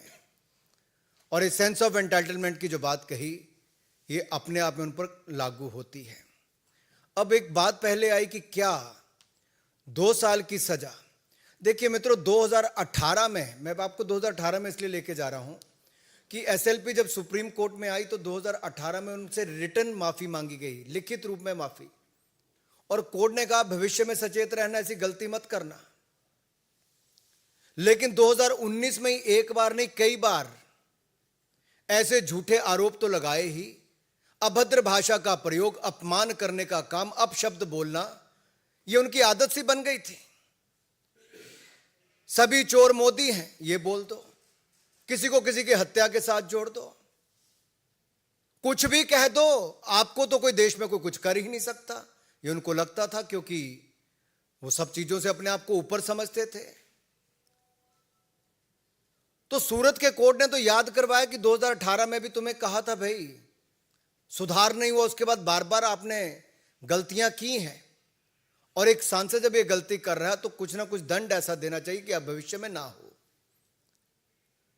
जहां तक सदस्यता जाने की बात है, ये लिली थॉमस केस में बहुत स्पष्ट है जी, सुप्रीम कोर्ट की जजमेंट के बाद, कि 2 साल का दंड हुआ और दोष सिद्धि के बाद अगर उसके ऊपर रोक नहीं लगी तो आप सस्पेंड माने ही जाते हो। इसकी तो पुष्टि करने का काम ही केवल लोकसभा में होना था। And the Lok Sabha Speaker has only confirmed the legal position. He is not required to take any decision or pass any speaking order. The decision falls under the provisions of Article 1021E of the Constitution of India, read with the Section 8 of the Representatives of the People Act 1951. लेकिन जो धर्मेंद्र जी ने कहा, स्पष्ट है कि 2 साल की सजा थी, संसद की सीट सांसद के रूप में छुट्टी होनी थी, लेकिन ये सुनियोजित षड्यंत्र, सोची समझी साजिश कांग्रेस में किसने रची, राहुल जी आपको समझना पड़ेगा। इसकी जड़ तक जाना ही पड़ेगा।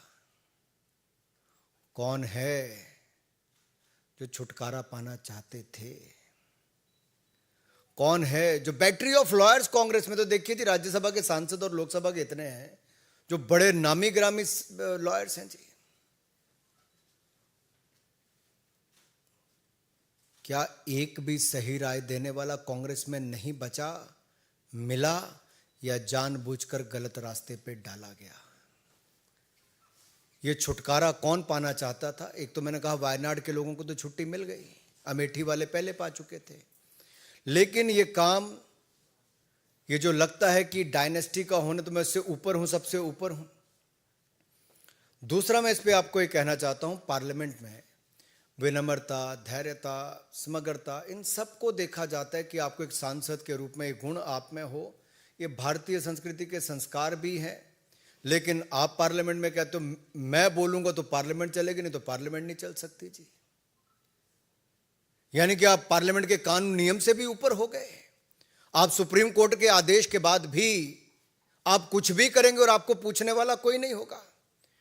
ये असंसदीय उनका आचरण पहले भी रहा है, और ये अहंकार जो लगातार दिखता रहा, और ये सत्ता में थे तब तो ये नशा था कि अपनी ही पार्टी का ऑर्डिनेंस फाड़ कर फेंक दिया और अपनी पार्टी को अपनी औकात दिखा दी थी कि कांग्रेस पार्टी की सोच को ये कुछ नहीं मानते।